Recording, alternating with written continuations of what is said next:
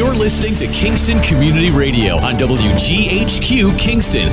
On your radio at 920 AM and 92.5 FM. And also online at mykcr.org. Hi, I'm Kelsey Grammer. Wounded Warrior Project supports injured veterans by connecting them with fellow warriors, by serving them through mental health and wellness programs, and by empowering them to live on their own terms. No one should face a battle alone. Join us at woundedwarriorproject.org. There was this one time I went snorkeling in the Caribbean when I was a kid. It really just blew my mind. We saw the most beautiful corals. I remember thinking they were waving at us as they moved with the ocean. And then there were all these amazing fish. I'll never forget it. It completely changed the way I look at the ocean. Most of us have a memory of being in nature we'll never forget. Let's protect the world's natural places so more memories can be made for generations to come. Visit worldwildlife.org. Long ago, you wouldn't think of galloping on a horse while doing calligraphy, and you wouldn't have attempted to ride your bike while typing a letter. Yet you think you can safely operate a multi-ton vehicle while texting? Behind the wheel is no place to multitask. If you want to BRB, drive now and text later. Lives depend on it. Visit StopTextStopWrecks.org, a message brought to you by the National Highway Traffic Safety Administration, Project Yellow Light, Noise, and the Ad Council. Hi, this is Tony Marmo from Norman Staffing, and we've been bringing together employers and job seekers since 1980. If you're an employer and have job vacancies, let Norman Staffing help fill them with permanent or temporary workers. We screen, interview, and recommend the best candidates for your company. We make the employment process easier and faster for you. Please call Norman Staffing for your employment needs at 338-9111, 338-9111, or normanstaffing.com.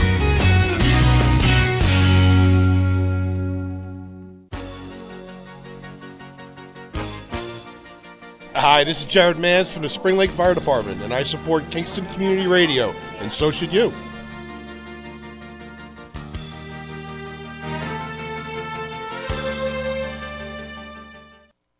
This portion of Kingston Community Radio is brought to you by Ulster Savings Bank. Visit their newest branch, conveniently located at the Ulster Commons Plaza in Lake Katrine. Experience the difference that local community banking offers with the convenience of another great location, easy access, plenty of parking, and a 24-hour ATM. Ulster Savings Bank, invested in community, invested in you. Member FDIC. Okay. We're on? Yes, we are. Thank you. Good morning, Lawrence. Good morning, Bill Murphy. Good morning. I'm Fred Costello, and this is KCR on January 19th. I can't believe you're saying that. I know. 2022. 2022. It's crazy. So, the sun's coming up a little bit earlier, which is nice. Yeah, it's going to be 41 degrees today, too, which is even nicer. That's even nicer. Yeah, we paid our dues last week. But I guess the cold's coming back, right? Yeah, it's coming back a little bit, but yeah, it's going to be really cold on Friday, Saturday, and Sunday. I'm going skiing, actually, on Friday. It's going to be extremely cold.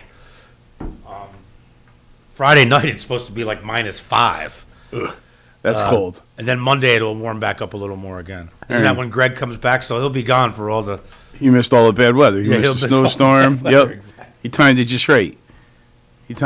He's got a kind of a knack for that. Yeah, he's in Florida, right? No, not yet. There's he's part of International Turfgraphs Association. Oh, that's where he's at this week. Oh, okay. And they have their annual convention, and he took two... What do you do? Go there and talk grass? They talk grass. Yeah, they talk grass. But not cannabis grass. They just talk. They talk real grass. Perennial rye and bluegrass. But they, it's quite a thing. And one day we'll get him motivated. He'll talk about it on air. But it's impressive. So he'll meet. He takes care of the town's facilities, and then there's counterparts like him all across the country that go. But also all the professional sports fields. You know, he has relationships with folks that take care of the Arizona Stadium where they pull the grass inside and out and areas like that. And it's truly a science to do that. And he's tremendously good at it. So I bet. No, he does go to that every year. Yeah. Speaking of grass, was Kevin Cahill smoking grass when he wanted to raise the bottle tax to 10 cents? Did you guys read that in the paper? He talked about that on here. Talked about it on the radio show. Not last time. Yeah, we talked about it, but we were talking more about flights and stuff like that. Is he out of his mind? Like, we don't pay enough taxes already? Yeah. I mean, come on, man.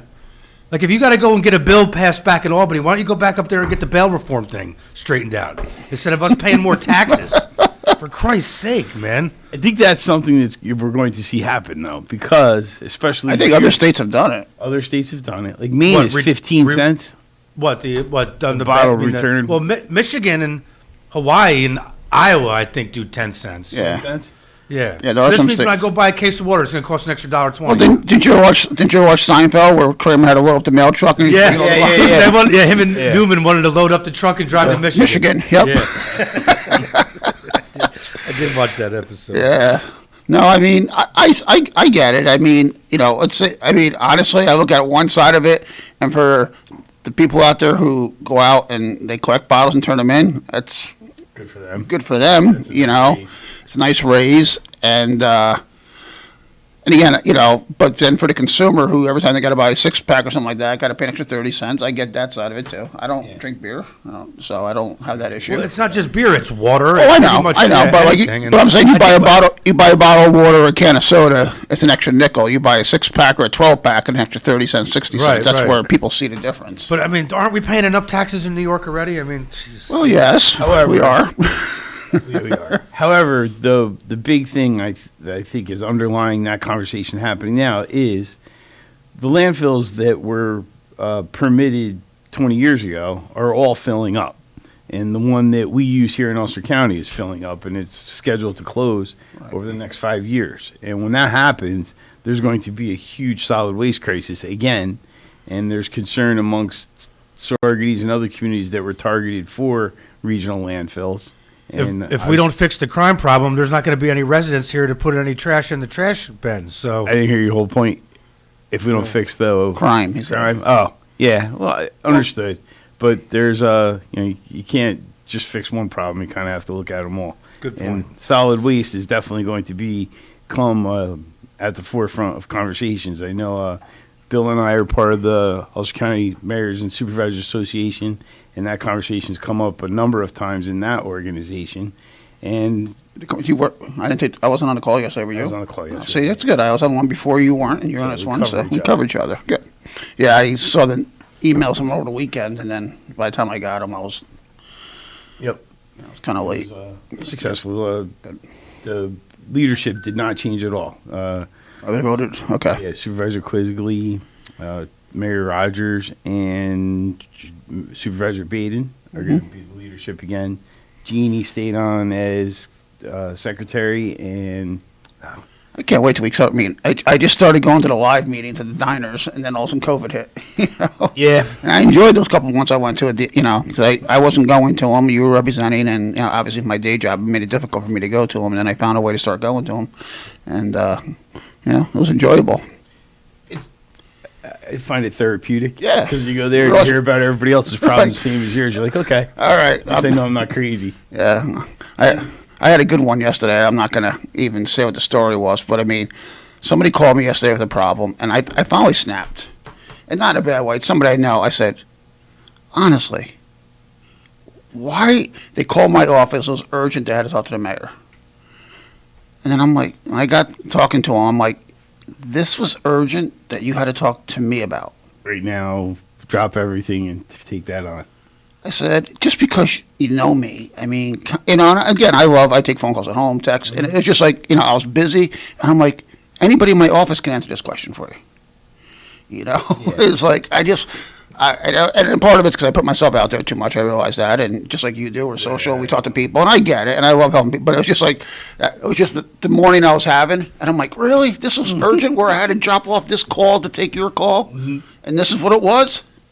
But, we kind of laughed about it afterwards, but it was just like, just one of those days where I just, as I call them, I won't use the actual word, but blank hole Monday, because everything that happens over the weekend festers. Every time we get a Monday off, the Tuesday's a nightmare. And if you have a Monday off, then it's real double blank hole every Tuesdays time, because you have 4 days of people festering with an issue. Yeah. And they can't wait to get a hold of you. And that's why Mondays, like, I come in the office and I'm like, all right, what?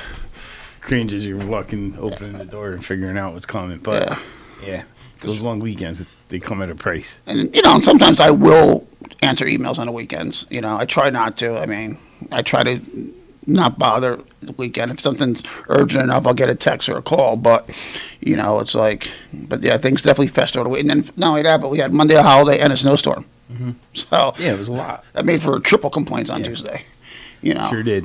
But I know in the village, my guys did a good job getting the roads cleared off. It wasn't an easy storm because it was heavy, wet, and then we had the rain on top of it. And I know someone asked last night if we are going to do the snow removal in the village, you know, where we get it all off the streets.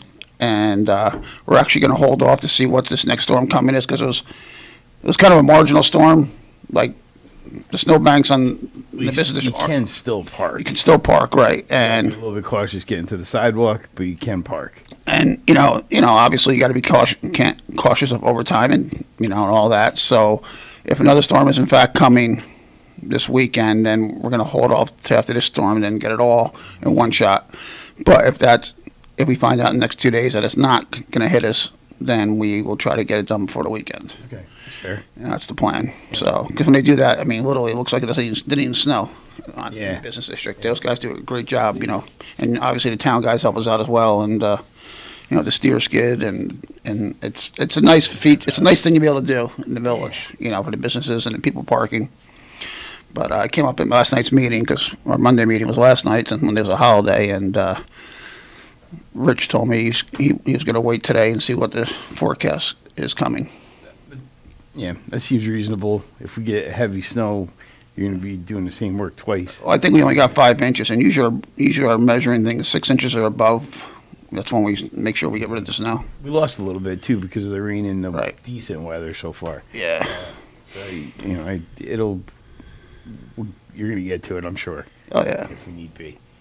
And are we expecting some heavy snow this weekend? That's what he said at the meeting last night. Then when I was watching the news last night, flipping back, they said, and I didn't stay on the channel long enough to listen, but Channel 7, like I said, they'll talk about a potential storm coming this weekend. So I didn't really. I think I flipped back to the basketball game and didn't really listen for what it was. So we'll see. Find out today. Yeah. So how's life in the town? How are things going? We had the same thing with the snow. Ray Mayone is the new highway superintendent. He took office January 1st. Oh, that's right. Yeah. And it's kind of funny how things roll because we had such a mild fall, early winter. And Mr. Meyer, who was a veteran at it and experienced and certainly knew the hot spots we had to be concerned about, didn't really get a storm. And so he left kind of skating through. And as soon as Mr. Mayone took office, he got hammered with that ice storm. And now he got this storm, which was a little bit difficult to take care of, as you pointed out. Right. And but we got the employees that work for the town and the village.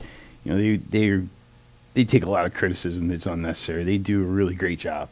They go out there, they're dedicated. They went out Sunday night just before midnight, and they stayed out till Sunday morning, about right before noon. They left, and by the time they left, every road in town was passable. Yeah. And we had very few breakdowns, and they did a really great job. So we take them for granted because when we get up in the morning and we go out there, 9 times out of 10, the roads are ready to go. Well, that's the previous storm we had. I think I spoke on the last call. I think it was the last week in December or whatever. We had that. It wasn't a major. It was a couple inches or whatever. And my guys were out at 2:00 in the morning because, I think it was might have been New Year's Eve, whatever day. Yeah, New Year's Eve because it was a holiday. And I got phone calls complaining that they were out too early. How do you win that? And I'm like, well, for the people who had to go to work that day, I'm sure they were appreciative of it. I'm sorry you don't have to go to work and you were planning on sleeping in and the plow woke you up, but, Another component to that, and if you needed an ambulance or a fire truck, right, you certainly need the road to be safe for them to get there. And plus it was a holiday, no matter what the guys were getting, time and a half, whatever it was, and they wanted to come in early, get done early. Mm-hmm. You get to enjoy the day. It was New Year's Eve. Yeah. They didn't want to be out till 6, 7 o'clock on New Year's Eve. That's fair. And I was like, for your, if they, and it's funny because that same day I heard the issues in Kingston that people were complaining the plows came out too late in Kingston that day. No good deed goes unpunished. We know that. So I was like, and I even said it to one of the people that called me. I said, "Well, did you see in Kingston where they're complaining the plows came out too late?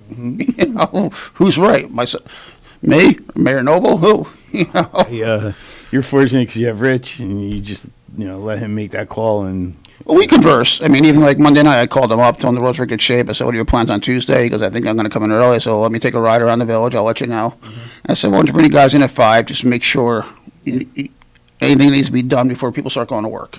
Get the guys in early. They can, if they want to leave early, go home early, and that's fine. But get in 2 hours before people start getting up, go to work, and make sure everything's clear because you do have the professional home plowers who after the roads are done like to push all the snow out on the road. Street, correct? Yeah, so which is not legal. Yeah, No. so don't do it. And I didn't see too many issues. I mean, when I'm around the village, I only saw a couple of them. So we stay on top of them, and I get it sometimes, especially the big storm, where people don't know where to put the snow. Yeah, I get it too, but it's you could create a hazardous situation. Absolutely. You can create ice in the road. You can create anything. Yeah. So don't do it, and there's alternatives. But they keep us surprised, and generally they just go do what they need to do. Don't complain about it, and get it done. And they do a nice job with it. We don't think of them so much as first responders, but I know. Yeah, they are.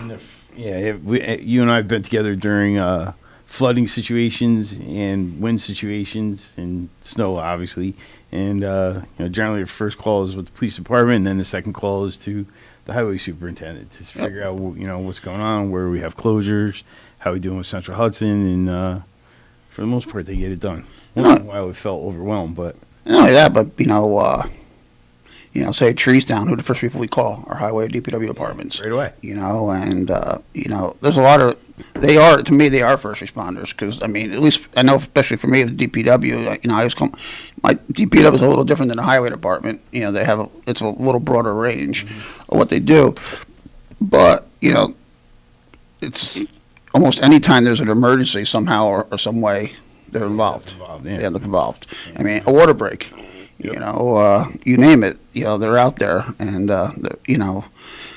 so I consider them definitely, they're obviously not in the level of paramedics, firemen, and policemen, but they're definitely, for the integrity of the village, they're definitely first responders. Agreed.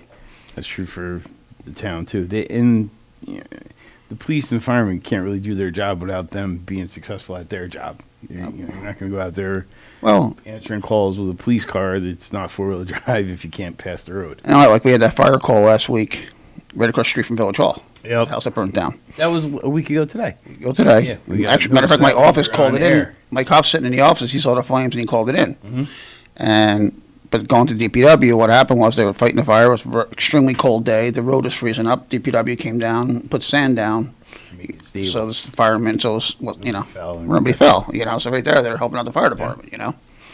So that was. I felt so bad. The new owners had just bought it in November, and then it was a father and son, and the son was moving into his home, and then he came to the office, and he was just so upset. He just started moving stuff in the night before. And that was tragic. Between the fire departments, Sorges, Glasgow. I mean, I don't know who else was there. I know Sorges and Glasgow were there. I mean, they did a tremendous job getting it quick, and they saved the house. Centerville, they saved the house. Yeah. No question about it. I think it's structurally sound, and they kept most of it. I think the fire damage was to the second floor, but then obviously water damage on the first floor. So they tarped it off. So the intentions are to keep it. Yeah, we actually that day when we met with the owner, we said, listen, you need to call Servpro, and we got a hold. We gave him the number. Servpro was there within an hour because we wanted to board it up and make sure nothing froze overnight, and because of that water stayed on the floor and it froze, it could damage the wood floors, and so AL did a great job working with the owner to make sure. We got it boarded up and secured, and hopefully they'll be able to rebuild because it's a beautiful house, and just a shame. You hate to see anybody. I'm fortunately nobody was in the house when it happened. That was our thought too. It was the wrong time. It's never a good time, but this time of year, especially with the bad weather, if people get displaced, it's tragic.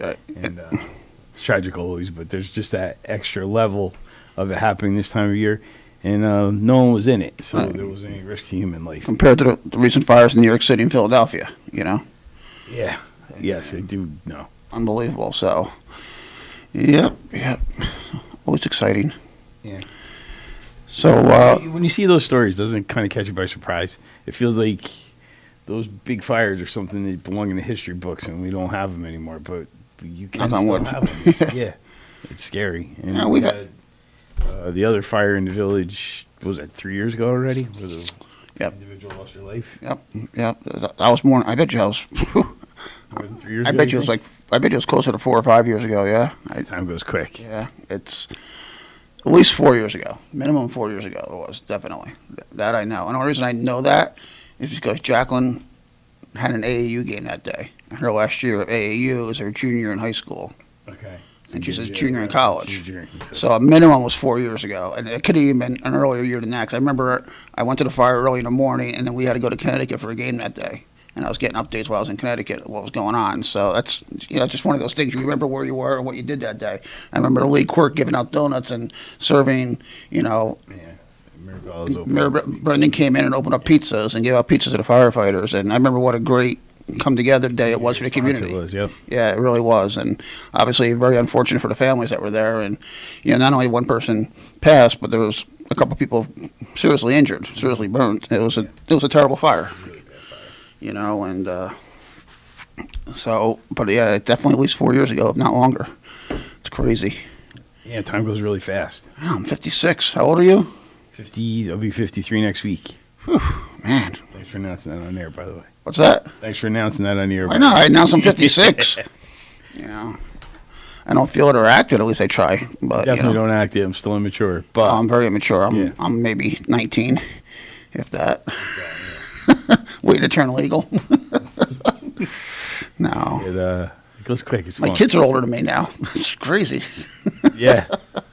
My father-in-law was one of those guys. He was 29 every birthday. So. Oh yeah, my mother was 39 for until Timmy turned 40. Then she realized she had to up it a little bit. Yeah. We found out her oldest kid was older than her. She had to up it a little bit. Yeah. Try to couldn't sell that anymore. Yeah. Maybe she was born on a leap year. Leap year. Yeah. Yeah. It's fun. Yep. So both my girls are back at school, back to the empty nesting and home. Jack went back last Sunday, and Jill went back this past Sunday to Boston. So adjusting again. We just started adjusting to the empty nesting, then they're home for 5 weeks for Christmas break, and it was nice having them home again. Now we're back to adjusting again. Not easy, right? It was funny. Even Dana and I were talking last night. It was like weird because I don't know. Like Jill loved her first semester at Northeastern. She loved being in Boston, but she went back and she actually was like called us Sunday night and she was upset. And it was her first time going back after being home for a break, I think. Yeah, she missed it a different way. Yeah, but she's obviously loves being. But then she sent me a picture yesterday. She goes, "Dad, I think somebody was murdered across from my dorm." And there's all yellow tape around and policemen around. Send that to your dad. We don't need to know about that. Well, she's right in downtown, right in the heart of Boston.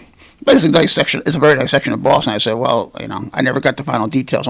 But she sent me a picture of police tape and policemen walking around at a park across from where her dorm is. I'm like, okay, stay inside. Yeah, good luck getting some sleep that night. Yeah, don't go jogging. Don't go jogging today, Jill. So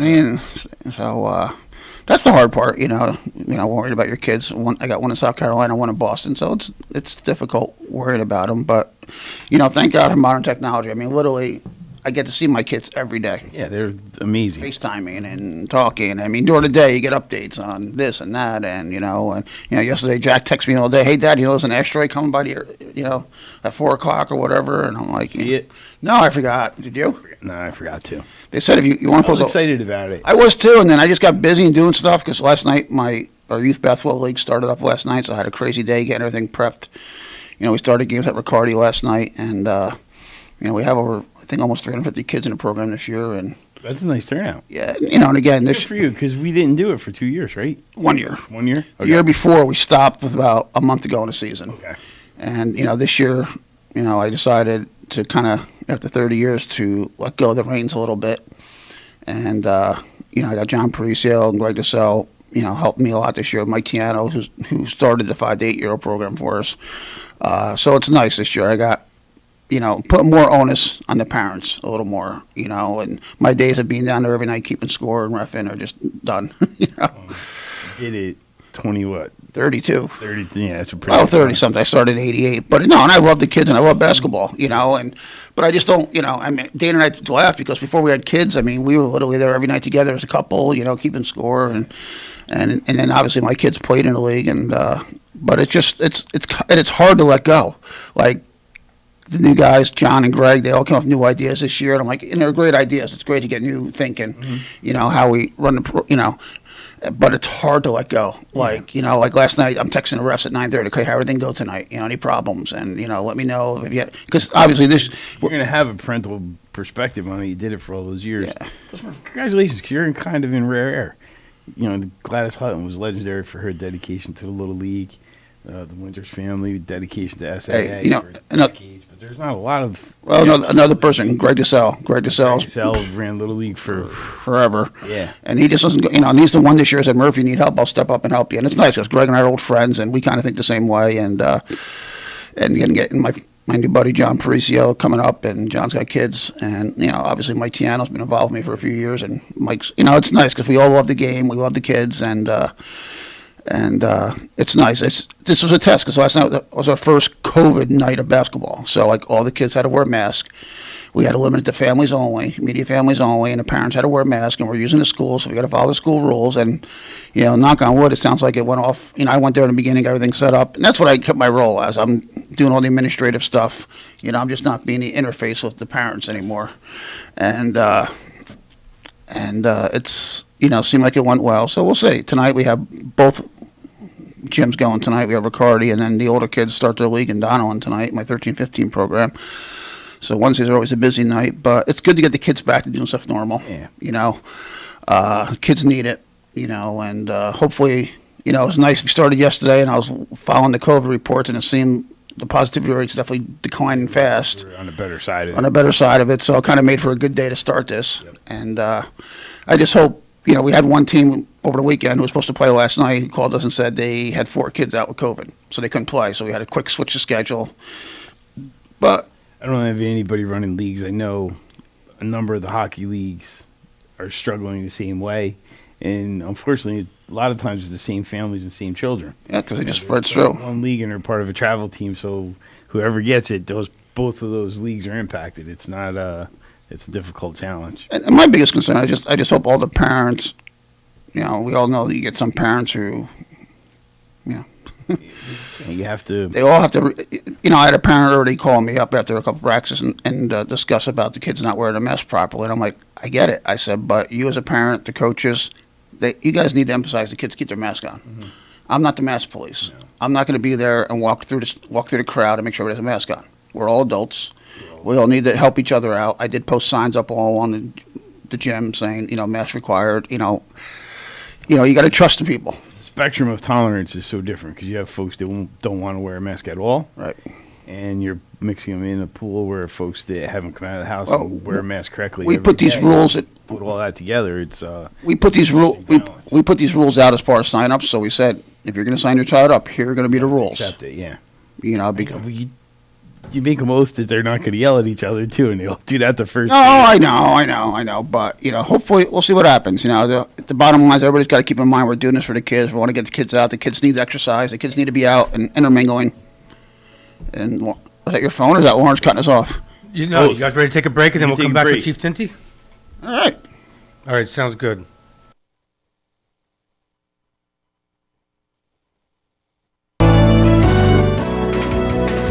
You're listening to Kingston Community Radio on WGHQ Kingston. On your radio at 920 AM and 92.5 FM, and also online at mykcr.org. Hi, I'm Steve Thomas for Habitat for Humanity Restore. Habitat Restores are nonprofit home improvement stores and donation centers that sell new and gently used furniture, building materials, and appliances to the public at a fraction of the retail cost. The Ulster County Restore at 406 Route 28 in Kingston needs your donations. Call our hotline at 845-853-7499 to schedule your free pickup.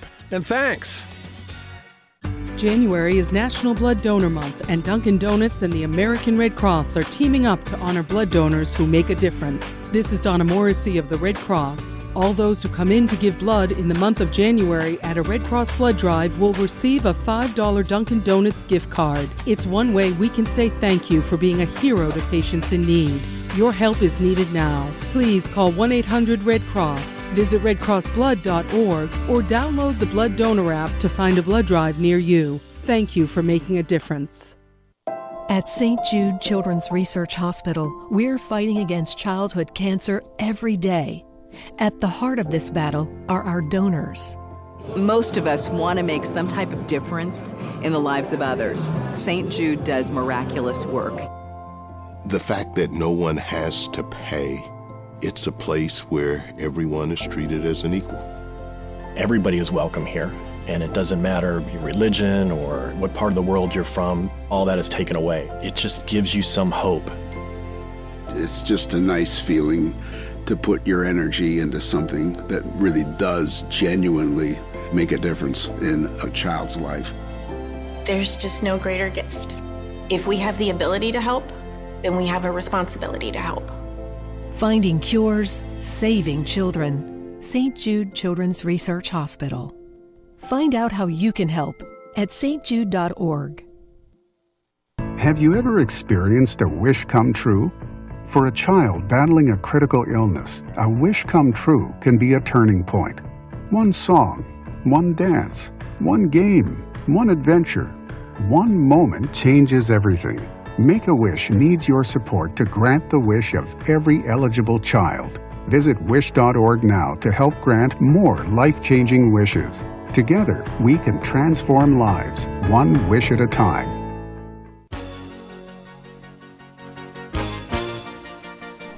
Hi, my name is Jackie Lovezzo. I'm from Lake Katrine, and I support the Kingston Community Radio because it is an invaluable resource to the community and its residents. This programming is brought to you by the Friends of Kevin Cahill. As a strong advocate of local broadcasting, Assemblymember Cahill urges you to support Kingston Community Radio with your time and donations. Your contributions keep KCR vital and on the air at FM 92.5, AM 920, and on the web at mykcr.org. Please join Assemblymember Cahill and send your gifts of $10, $25, or more to Kingston Community Radio, Post Office Box 4364, Kingston, New York 12402. Together, let's keep KCR alive. Nope. We're back. Thanks, Lawrence. We're back. I'm Fred Costello, Town Authority Supervisor. I'm joined this morning by my co-host, Mayor William Murphy of the Village, and we have our first guest. Good morning, Chief. Good morning. Chief Tinty from the Kingston Police Department, who's a regular for our listeners, and always gives us a good half hour. Whatever you got. I'm Whatever good. Yeah. You guys were on a pretty good roll before. I was waiting in the car listening, and I was like, man, maybe I got the wrong show day. Oh, you're in, man. That's all Bill and I had. We're Yeah, at no. now. And I'm just going to add this. Listening in, you were talking about the DPW getting out there early, and I know they don't normally. I can speak for Kingston. They don't normally run 24-hour crews like the cops and the firefighters and stuff. But they are absolutely essential. I can't tell you how many times we've called and said, "Hey, our intersections are slick," or we can't. We have all-wheel drive vehicles now that we're operating, obviously for good purpose. But it's amazing how sometimes you take it for granted. Really, Absolutely. People look out the window, they're like, "Oh, where are they? Where are they?" In Kingston, I can't speak for other jurisdictions, but the miles and miles of streets, and they take it for granted, really. I mean, I take it. I plow. I have a small. I don't do it commercially or anything, but just my place, and I can appreciate where do you put this stuff. Where do you, you get to an intersection, you're like, what? Now what do you do with it? Yeah. So manhole covers and potholes. Sometimes you just no, they don't get enough credit. They really don't. I know. There's a couple of dense areas of Saugerties in the town. The village obviously is almost entirely dense, but those plow routes generally go to the least senior guys because they can't say no. The neighbors there, holy cow, you pushed all the snow in my driveway. What about the other side of the road? I'm like, the truck is 35,000 pounds and they can't see. It's not like they're driving their snowblower. And, every year, especially if you get some heavy storms, the days after to try to calm everyone down. And then you have the state, we do our roads, but then the state or county comes through with their intersections, and then our guys got to come back out. Where do you put it, right? And especially, 2-3 inches, you say, okay, it'll go away. But you get a storm like this where you got 6 to 8 inches, in some places more.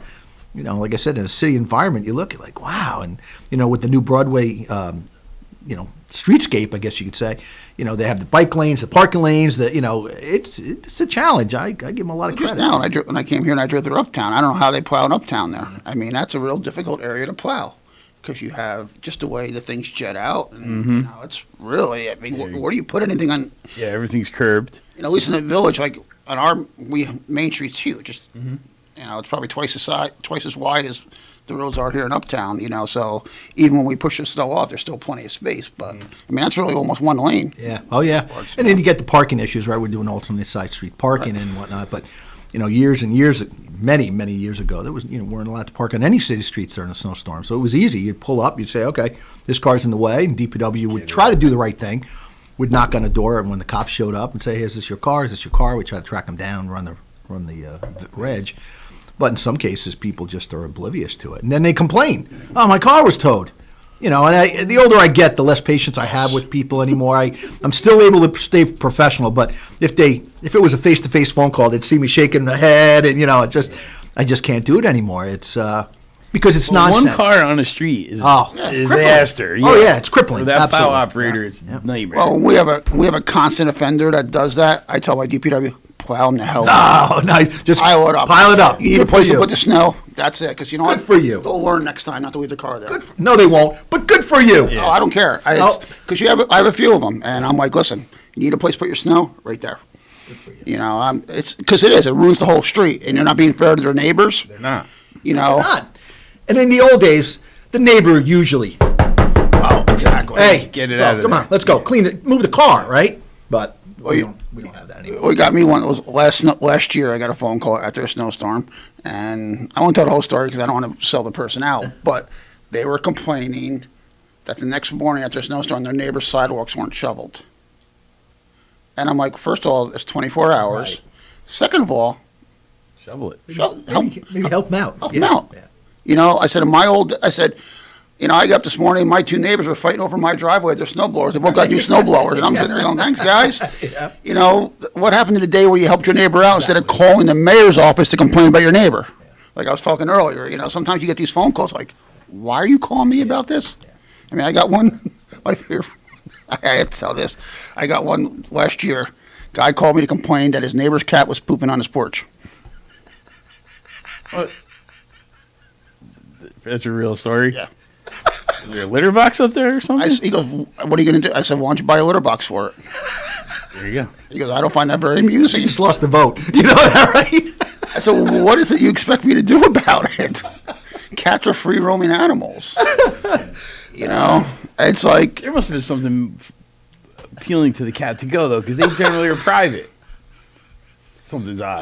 I wanted to say, did you take a DNA test? I love it. That's just awesome. But it was just, you get, and I always joke, I could write a book on some of the calls I get, years ago, a lady called me about a skunk in her garbage pail. Called me at home to tell me she had a skunk in her garbage pail. Okay. I got a possum in my backyard. Who's helping me with that? Or a woodchuck, I mean to say. Put you in the garden. You come get rid of my woodchuck, I'll get rid of your skunk. Yeah. It's like my wife will say to me, she goes, I can't believe people actually call you about stuff like this. And it's sometimes it's amusing, and sometimes the people after I talk to them, they're like, yeah, you're right. It's kind of silly. Yeah, but they should. It's a small town. I'm good. It comes to a small town. Yeah, no I doubt get about it, but no doubt about it. It gives me a lot of good talking points, though. One of he's still at the department. This gentleman in the police department, and we get a call. There's a resident with a snake in their basement. I know. And I'm like, I get that. I'm calling you. Happened to you, and then he's like, I'll go. I don't know if I can catch it, but I'll check it out. He went there, and it was like a 3-foot long milk snake, which that's out of my league, a little long shot. He caught it, let it go in the backyard. I was like, you're a hero, man. That was well done. Well, I called your guys, this is probably long ago, 6-7 years ago, or 8 years ago. I opened my back porch up, and I got it open for the summer. It was like Memorial Day weekend. Mm-hmm. All of a sudden, I hear this little rustling up in the eaves. And I have 3 cats. I'm like, oh, must be one of my cats climbed up there. So I get up, I look. thing comes out. It wasn't one of my cats. That wasn't a snake. It was a friggin' raccoon. Oh, really? I'm like, oh, shit. I'm not touching that thing. No. So I call you guys. Sid comes over, and next thing I know, Sid's up there. Yep, Murph, it's a raccoon. I go, what are you going to do about it? Comes back, goes out to the car, gets his rifle. I'm like, Sid. He goes, what else you want me to do? He's the right guy to do it, though. He knows how to handle himself in the woods. Shot it. Yeah. We pulled the Eve out. The thing dropped on the ground. Yeah. The thing was huge. I'm sitting there and go. He comes back with the data's like, he's going to use that. I'm like, I'm not getting the raccoon. You're in good hands there. He tried how to handle to his himself. defense. He tried to get it first with gloves. He's like, that thing's a beast. No, you don't want to get hurt. Let's have a cat door. It must have came in through my cat door during the winter and nested up in the porch for the winter. Yeah, you can't keep that. They're just trying to find shelter, right? I still have spots of blood on my eaves. And then I go, Sid, you're taking that with you, aren't you? He goes, so what do you want me? I'm not taking. All right, Murph, I'll take it for you. I'll take it to the dump.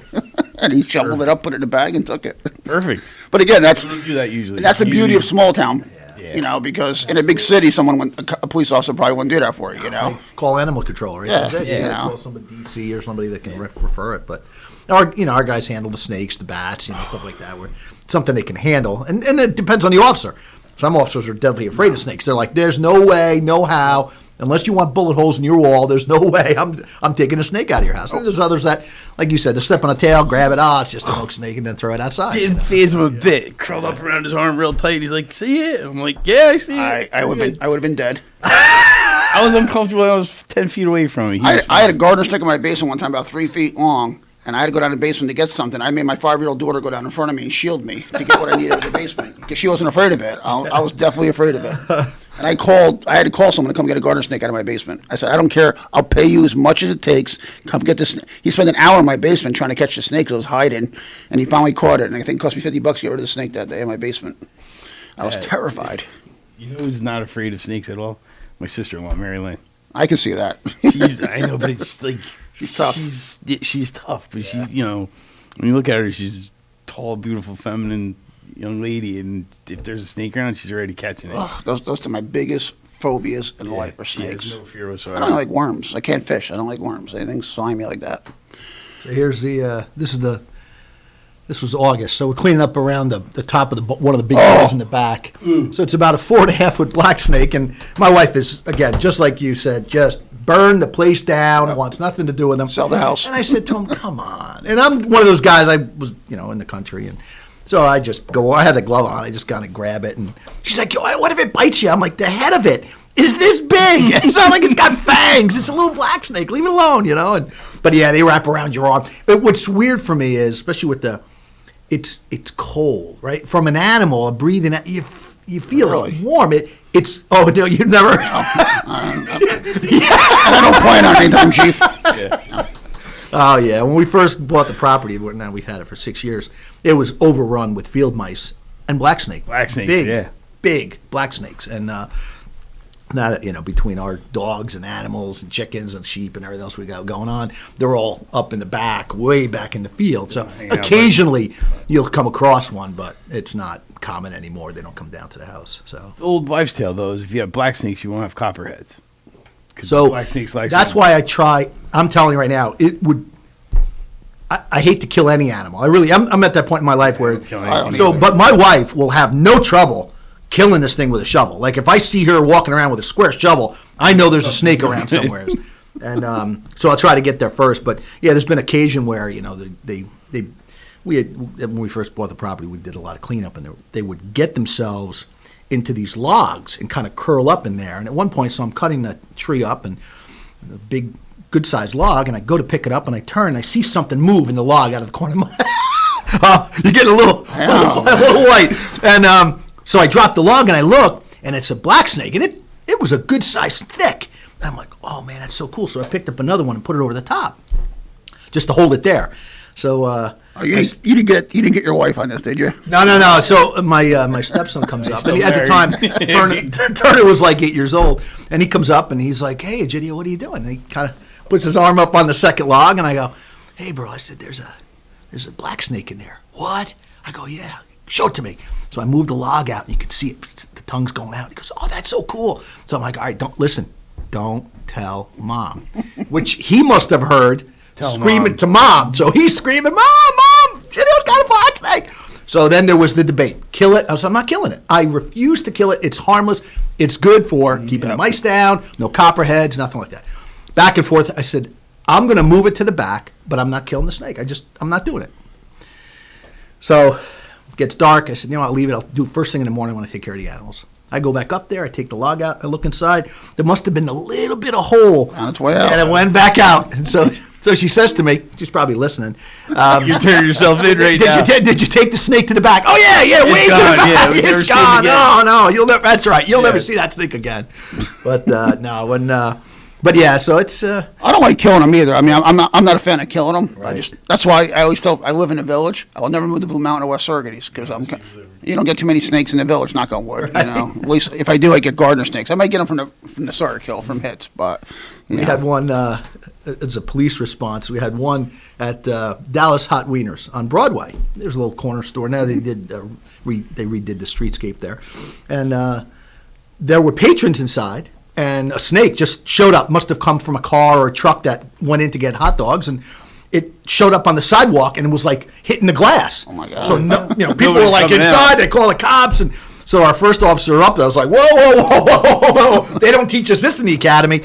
And but the second one showed up, and he was like, it's just a black snake, and kind of went up there, and he managed to get it towards the patrol car, and then it went up in the fender, in the wheel well. So he had to reach up in there and grab it by the head and pull it out, and then he grabbed the bag, put it in the bag, and they took it out. Took it to the woods. But yeah, the first one's like, no. But all the patrons were up against the glass. And Sure, yeah. Oh, my God. It's a hostage situation because you're a 4-foot black snake on the And again, little black snake, little head on it's this big. It's got little teeth for eating critters, so. it's just something about snakes. I think, and generally, people are afraid of them. Their Catholic upbringing. Yeah, I guess maybe. Messed up the whole garden Eden thing. It could be. I don't get where people have them as pets. That's a little weird. So my wife just texted me, I thought you stole me. You killed it. Sorry, honey. You're buying dinner tonight. Well, thank you for listening, Lisa. Yeah. Appreciate you listening.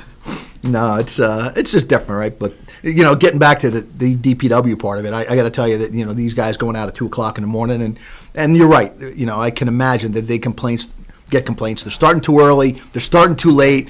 They're not getting to my place. I had somebody call the other day, really a friend of mine, and say something like, "Well, I don't understand," and because I have a big tractor with a plow on it and stuff, and he's like, "Yeah, you plow your driveway. I need something that size." I go, for your driveway? I said, no. He goes, well, my tractor couldn't handle it. I said, well, then don't wait for 12 inches of snow. Yeah. Go out there when there's 6, I said, so your tractor can handle it. Come on. You got to be reasonable about it. He didn't like that. I haven't spoken to him since. So whatever. One less friend coming to dinner.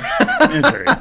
That's how I love my neighbors. And I told somebody the other day, I'm like, during the summer when I mow my lawn, I usually hit 1 or 2 of my neighbors' front lawns, and they have snow blowers. So then the deal is the winter. Nice. I have new neighbors who I broke in this summer. Very nice people, and right away, like when I mow my front lawn, I'm a little anal, so and I'm like, if you guys don't, one day I said, they're away. I said, I'll mow the lawn. They came over. I'm like, yeah, I don't mind. Oh, if you want to mow our front lawn for us, you can anytime. I said, no problem. And then they told me they got a snowblower. They said, who's snow? I'm like, well, I guess you are, And Miss Bob Wallace across the street always does. So yesterday, my new neighbor and Bob Wallace were both out there with snowblowers on Monday doing my drive. I'm like, this is great. Your hands make it easy. And then I got, when they got done, I had to go out and clean the cars off. But I just, I hate shoveling snow. And I'm like, I was going to buy a snowblower. And I got Bruce Jargus who has the plow on his tractor. So between the 3 of them, they do, we only have 7 houses. Yeah. We have a neighborhood where everybody takes care of everybody. It's old school. There's a couple of places in Kingston that are just like that. 2 or 3 on the snowblower, 2 or 3 walking around with shovels. They'll clear the car with the brooms. It really is a neighborhood. Yes. People know everybody. They're well, In fact, my son just moved to a neighborhood in there with his girlfriend, and great place, and right away they're like, looking around, who's that over there, so they came over, and I said, oh, it's my kid. Oh, okay, good, introduce himself, and so I said to him, listen, you got to be part of this, I said, these are rare situations anymore, you they are. Got to appreciate it, help each other out. You got done shoveling, and you see your neighbor still out there, go over there and shovel, so. Oh, I got the same thing when I bought my house. 7 houses on a cul-de-sac, and I've had a few people change over the years, but it's a neighborhood. Yeah. And, I do the stuff during the summer. Me and one guy at the end of the road, Mike, we're the ones that like to do the mowing. And, and we'll mow the entrance to the cul-de-sac with our tractors. We'll go down there and keep that area clean. We'll help each other. He does the one neighbor's front lawn. I do the other neighbor's front lawn. And, it's again, that's the way it should be, Yeah. And then we'll make fun of Bob when he's out doing his lawn because Bob's a retired teacher. And, we all know Bob Wallace. And, Bob's out there with the push mower sweating and... best neighbor in the world. We just, Getting exercise. I'm like, Bob, I'll come help you, but I think your wife wants you to get the exercise, and I got Bruce Sargis on, it's neat. We all just, like you said, everybody has their role in the neighborhood and how they help each other out, and it's cool, It's unfortunate it doesn't exist, even on a smaller level, just knowing each other, there's, neighbors not be neighborly, right? I use that term all the time, but it's unfortunate where people will move in and now there's a noise complaint, right? Yep. Music, it's too loud. Again, old days. Hey, bro, could you tell your kid to not, lower it down? Just look. Nope, they call the police, right? And now you got a uniformed cop there, which is not always popular in certain neighborhoods, and you go, hey, your music's too loud. Who says it? Who says my music's too loud? And you look over, and then they're like, which one of the neighbors? I'm going to turn it up more now. No, it's just, next thing you know, they're throwing stuff over the fence. And I had a guy, again, we could probably tell stories on it all day long, but guy called me up. He said, I got a problem with the neighbor and there's a fence. And I'm like, okay, listen to me. The building department's already involved. You've already explained to me the situation. In 26 days, they have to remedy that situation by everything you've described to me. Yeah. For 26 days, I don't want you to have any contact. Now, I'm talking to this guy, an adult, like a child. Sir, please understand, for 26 days, you should not have any eye contact. Eye contact, anything. Do not. In fact, stay away from the fence, stay away from the neighbor. Just let it play out. That afternoon, I hear on the radio, headquarters to dispatch, car 110. Could you respond? I'm like this. I listen to the address. There you go. Yeah. They ended up arresting him for something, and because he couldn't stay on his side of the fence. Let the process play out, right? You may not like it, and it may be the longest 20-some days that you got to wait. Let it play out. But he couldn't do it. Now he's got to go to court. So. I tell people all the time. I mean, I'll get people call and complain about their neighbors. I'm like, Did you talk to them? Yeah. And because I found out early in my days as being mayor, a few times I tried to mediate. And guess what? At the end, they both end up being pissed off at me. Yeah. So anymore, I'm like, that's a neighbor problem. Hire a lawyer. I said, and I'll say something. I said, and I don't want to, I have a neighbor who I love, great people. They don't keep their backyard as nice as I like to keep my backyard. But it's fine. The yard's fenced in. They're great neighbors. And somebody goes to me, he goes, why do you put up with that? I said, well, why wouldn't I? They're like, well, you got to look at it. I said, well, no, I got a fence there. And I said, and it's not messy. They store a lot of stuff in their backyard. And I'm like, but they're nice neighbors. I said, pick your battles. Mm-hmm. Would you rather have a jerk as a neighbor who's meticulous, or somebody maybe who's keep their yard not as neat as you do, but they're great neighbors? Yeah. I said, take the good with the bad. Big deal. Grass clippings. So again, completely unknown to me. I was, raised in the country. We measure land in acres. That's how we measure land, not city lots or village. Acres, right? So, but there were people uptown many years ago fighting over 2 inches on a survey. 2 inches. This guy was mowing it, then he'd mow it the week later, and it started to escalate. And I just could not understand 2 inches. Now, at one point, the guy's cutting the grass with a push mower, and the chute is pointed. So the grass clippings of this guy's 22-inch mower is getting pushed onto this guy. The other side. End of the world. It's unbelievable, right? We're talking about crime and robberies and stuff like that in certain sections. This is what you have to argue with? Mm-hmm. So then the next thing you know, it started to escalate. Somebody put a camera up. Oh, it's pointing in my garage. I don't want him looking at my wife. I got a problem with my kid. I got this. Holy cow. The fence, he measured the fence, now it's 6'1". City regulations say 6 feet. Yep. It's unbelievable. And he just, again, because building department, it's 6'1". Guy just took a circular saw and cut 1 inch right off the top of the fence. Like, unbelievable. I love when I get an email and they send me the law in the email. Now, this guy's violent, like, same thing with fence law. Well, isn't this your code? Yeah. Again, go talk to your neighbor. Say, hey, Have you tried discussing it with them? Just work it out, right? You're there for, in many cases, years, right? Years. The kids go to the same school, just... I mean, I grew up, my neighborhood I grew up in, same thing. I mean, you know, it was a fight to see who would do whose sidewalks when it snowed and who would do each other's driveway and everything. I mean, you looked out for each other's kids, each other's pets, you know. Nowadays, it's all about me, you know, and it's a shame. It's not like it used to be by any means. One of the things we adopted last year was a property maintenance law, which we did not have and you do have. We've had a long time, yeah. Village. And that's the motivate. It covers what, like how high your grass can okay, be, yeah. Yeah, we didn't change any of the state standards. Okay. Whatever the state standards for property maintenance are, we adopted those Okay. straight out. We didn't want to invent the wheel or anything like that. And so we implemented this law because in Saugerties, we only had the neighbors try to talk, they can't work it out. The building inspector goes, identifies a violation, and then you write the 30-day order to remedy. Yep. But if they don't comply, you're in court. There's Right. no mechanism in between. How do you get it? Yep. So we developed this property maintenance law in hopes of creating that mechanism in between and expanded the toolbox available to the building department.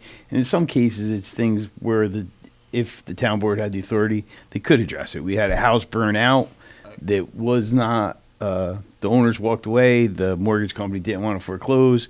Now you have this unsafe structure and nobody has authority to put boards on the windows. Right. Obvious problem needed to be addressed. So the property maintenance law will give us that mechanism, and hopefully we can get to a little bit better situation. You'll appreciate this, Chief.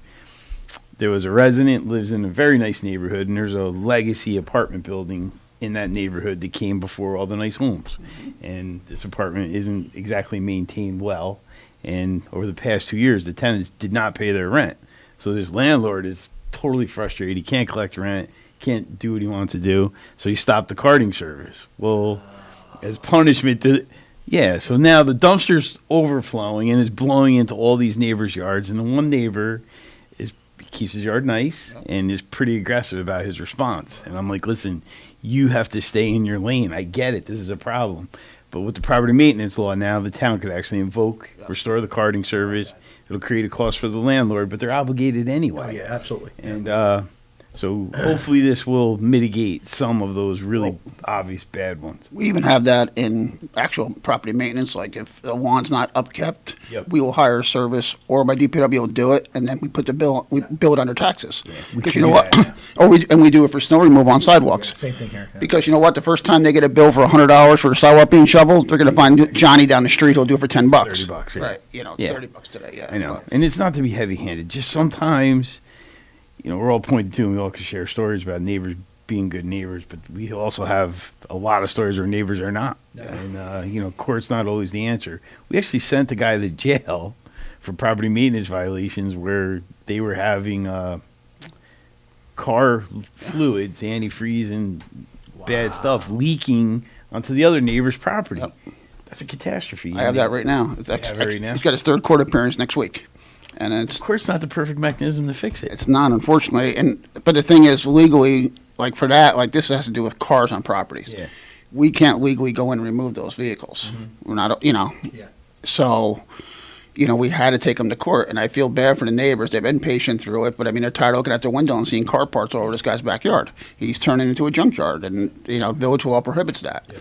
But we can't just go in and remove the stuff. Now, if the house is abandoned, I would do it. And I've done it before for abandoned houses. We've gone in and just cleaned up and, listen, they want to sue me. Yeah, we'll eat it or whatever they want. Or even like recently we did one and actually the house is going up for taxes. So we add to the tax bill. So when someone buys that property off taxes, they're going to assume that cleanup debt. And, but sometimes we just do it if it's the right thing to do. But, if someone's living in a house, I'm not going to put my building inspector at risk saying, go into the backyard and, because it's a balancing act. Yeah. And Fred, you got any birthdays there? Yeah, we do have some birthdays. Do you? Are we doing a break? I don't think. Check. I don't think there are any birthdays. No birthdays. There you go. Don't worry about the announcements. Okay.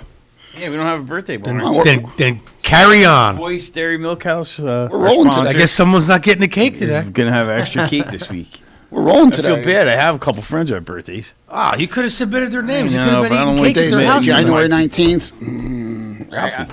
Ralph Grimaldi? Yeah. Is he? It's his birthday today. Happy birthday, Ralph. January, baby. Oh, Ralphie. We had Mr. Wells yesterday, and my sister. Mine's coming up. I got none. I don't have any January birthdays. No? A couple anniversaries, I think. My brothers, both my older brothers. It's a pretty good month for cake in our family. We just had, well, I can celebrate my DPW, or my wastewater supervisor, Mike Hoff, turned 50 last Tuesday. Oh, wow. Yep, the big 5-0. That's a good one. Yeah. Feels just like 49. We're all 19. Yes. God, Yeah. I don't have this on. My wife accuses me of being. You're a child. Yes, I am. I am. I am a child. Can hang on to that. Oh yeah. My daughters do the same thing to me. You know, they're like, listen, what kind of father do you want? Exactly. Want an old grumpy father? That's exactly right. I had a grumpy father. My father was 50 when he was 30. It wasn't fun. I consider myself, well, maybe ridiculously fun sometimes, but yeah, I say and do stuff. And we had this family prank that my brother-in-law started, and it's called Smack Ass. You know, and he started with my kids. He has 2 daughters, same age as my 2 daughters. So, I mean, literally, my daughters when they're home, walk around the house the whole time like this. Protecting themselves? They walk past me. Smack Ass, you know. And they give it right back, but, you know, every once in a while I catch them sleeping, you know. But, yeah, I mean, you got to have fun, you know. I mean, it's funny. Like, my wife and I always joke, my wife and I have never had a fight in 25 years. Seriously, I married the most incredible girl ever. And I mean that sincerely. We just have fun.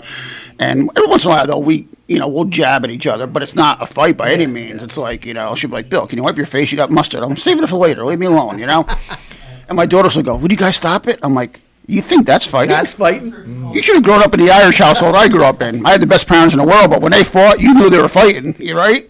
I mean, my brother and I'd be laying in bed. Okay, if mom and dad get divorced, who are you going to go with? You know, and I'm like, you don't know what fighting between parents is because you've never seen your mother and I fight because we don't fight. But, you know, complaining about the mustard on my face is not a fight. Right. But we kind of like really go, you know, like we bust each other's chops about it like for like 5 minutes and, you know, and they're like, oh, would you guys stop it? I'm like, really? I said, every kid should be so lucky to have parents like you guys have. You know, every meal at our house is entertainment. Yeah. So I'll share this with you guys since I don't know if we're going on break or not, but I'm too good. So letting us run. We had something happen. It was really nothing, but in case you guys come across it, you may have already heard about it. I put it out to other law enforcement, so they may have shared it. But what's going around now is YouTube producers, whatever the content guys, they're going around. They call themselves First the Constitution or First Amendment auditors, and what they do is they come in. Filming, recording rather, into public places, mostly government facilities. So, you know, Village Hall, they'll come in under the guise of filing a FOIL request or looking at the budget or something like that. And, you know, people get unnerving sometimes. You know, somebody walks up to you and says, hey, I'd like to, what do you do here and what's your name? You know, and when you look at it, it's interesting how different jurisdictions react, right? So we had one individual show up. It looks like he came out of New York City, and they travel all over, you know, obviously for the content. But and what they're doing is monetizing it, right? With YouTube, the clicks, the links, the subscribes, all that stuff, make money for them. But it's the first time we've seen anything like that around here. So when somebody came into City Hall and was doing this, you know, oh, what do you do here? Oh, okay, this is the planning office. Okay, well, what's that mean? And you know, people are like, are you recording? Like, what are you doing? You know, and so it creates some angst, obviously. That so they end up, you know, what they're trying to do really is get the cops there. Right? They're not breaking the law. They know what line they know the line. They're not going to cross it. But there isn't anything prohibiting unless there is. Right? If there's a sign that says no recording beyond this point, no public access, and then it's different. And they never cross that.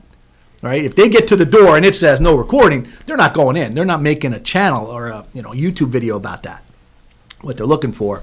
So it's interesting to see how different jurisdictions and then the employees within those jurisdictions react. Like, you know, they'll go into, you know, I imagine the village and the town are open, right? You can walk in and there's a sign that says, you know, town clerk or assessor or whatever it might be. But there's nothing stopping somebody from walking in like this. So when they walk up to the thing and the clerk says, can I help you? And I says, yeah, I'd like to file a FOIL request to copy the salaries and the names of all the employees. And I'm just kind of repeating what they do. And sometimes they're like, well, are you recording me? I don't want to be recorded. And I'm like, oh, okay, I understand. Why are you recording us? Well, because I can, and I'm doing a story, and could you give me the FOIL request? I'm going to fill it out. But people just, and it's weird, right? Because from the cop's perspective, we always think like this guy's planning something, right? He's looking at, he's trying to test the fence. Where are the weak spots in security, and how fast is security going to get there? And so, but that is common. So we had an individual come up from, like I said, apparently from New York City, and then go to a different place. And sometimes they'll stop at post offices because they're public. Yep. They'll stop at village, town halls. They focus on the cops traditionally because that's where they get the rise, right? Again, what they're looking for is that content. So some jurisdictions, no problem. No, you can film. No, we got body cameras. You got cameras. What are you doing here? And they never give them their name. What's your name? Good guy, free citizen. Whatever. And there's no obligation to identify themselves because they're not breaking the law. They're not suspected of breaking the law. So, they know the limit. But for the employees, there was one that I watched, and again, it started to intrigue me. Like, oh, that's weird. And clearly, they have a purpose. You and I would look and go, man, what are they doing? Like, I get it, right? They're allowed to do it, but why would they be doing it, right? But they're making money. Right. That's what they're doing. They're making money. This is their way to convert content into cash. But we got to try that. But some places, they pull the panic alarm. In one of them, there was I think, building department or something came out, and the guy goes, "What do you, you're making people nervous. What are you doing?" "Oh, I'm not making people do anything. I'm here to file a FOIL request." And the guy goes, "Okay, if you're walking around with a camera, it's not." He goes, "Well, I can." He goes, "You can. It's just making people nervous." And so it's interesting to see how the dialogues take place. And in some jurisdictions, the cops clearly overreact. Like it is just.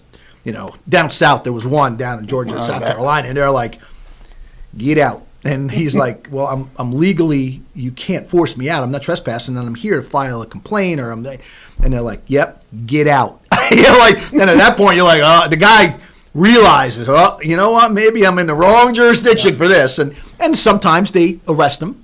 Mm-hmm. It's borderline, right? It's disorderly conduct, trespass, but in places where he's not allowed to, I'd say but there's a couple of them that do this. When the sign says no video, that's it. They're done. No authorized personnel beyond this point. But let's face it, right? You look out your window and you see some guy walking around your parking lot looking into the cars. Mm-hmm. You're going to be, hey, what do you? Not normal behavior. It's not normal. It's unusual. I think that's the word I kept using. It's unusual behavior, right? Absolutely, yeah. But there's nothing illegal about it. Understood, but it's going to raise not pulling door handles. Nowadays, we tell people when you see.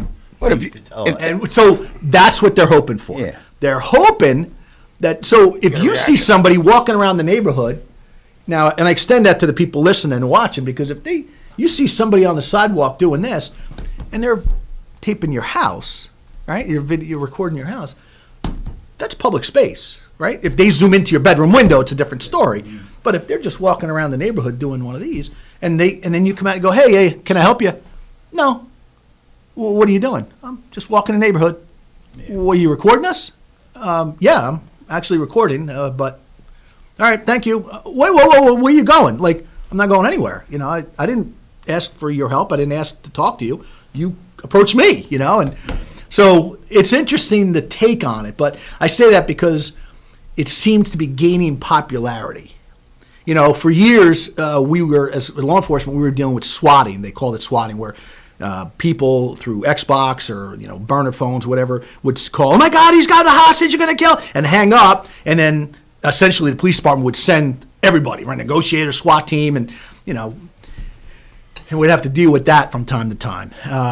But now this is kind of like a lesser part of it. So one of the things that, I'm recommending, and we have a meeting coming up about security at government buildings, really for more of the employees, right? They do lockdown drills and lock in place at the schools. What do we do for facilities? Are you able to, and even not this, right? This is clearly a person who does not have any ill intent, just trying to get people. Yeah, they're creating content. It's the content, right? That's what a rise out of you. Right? That's what they're trying to do, right? And in most cases, like I said, you look outside your window and you see somebody in the parking lot, which is open public space unless there's signs.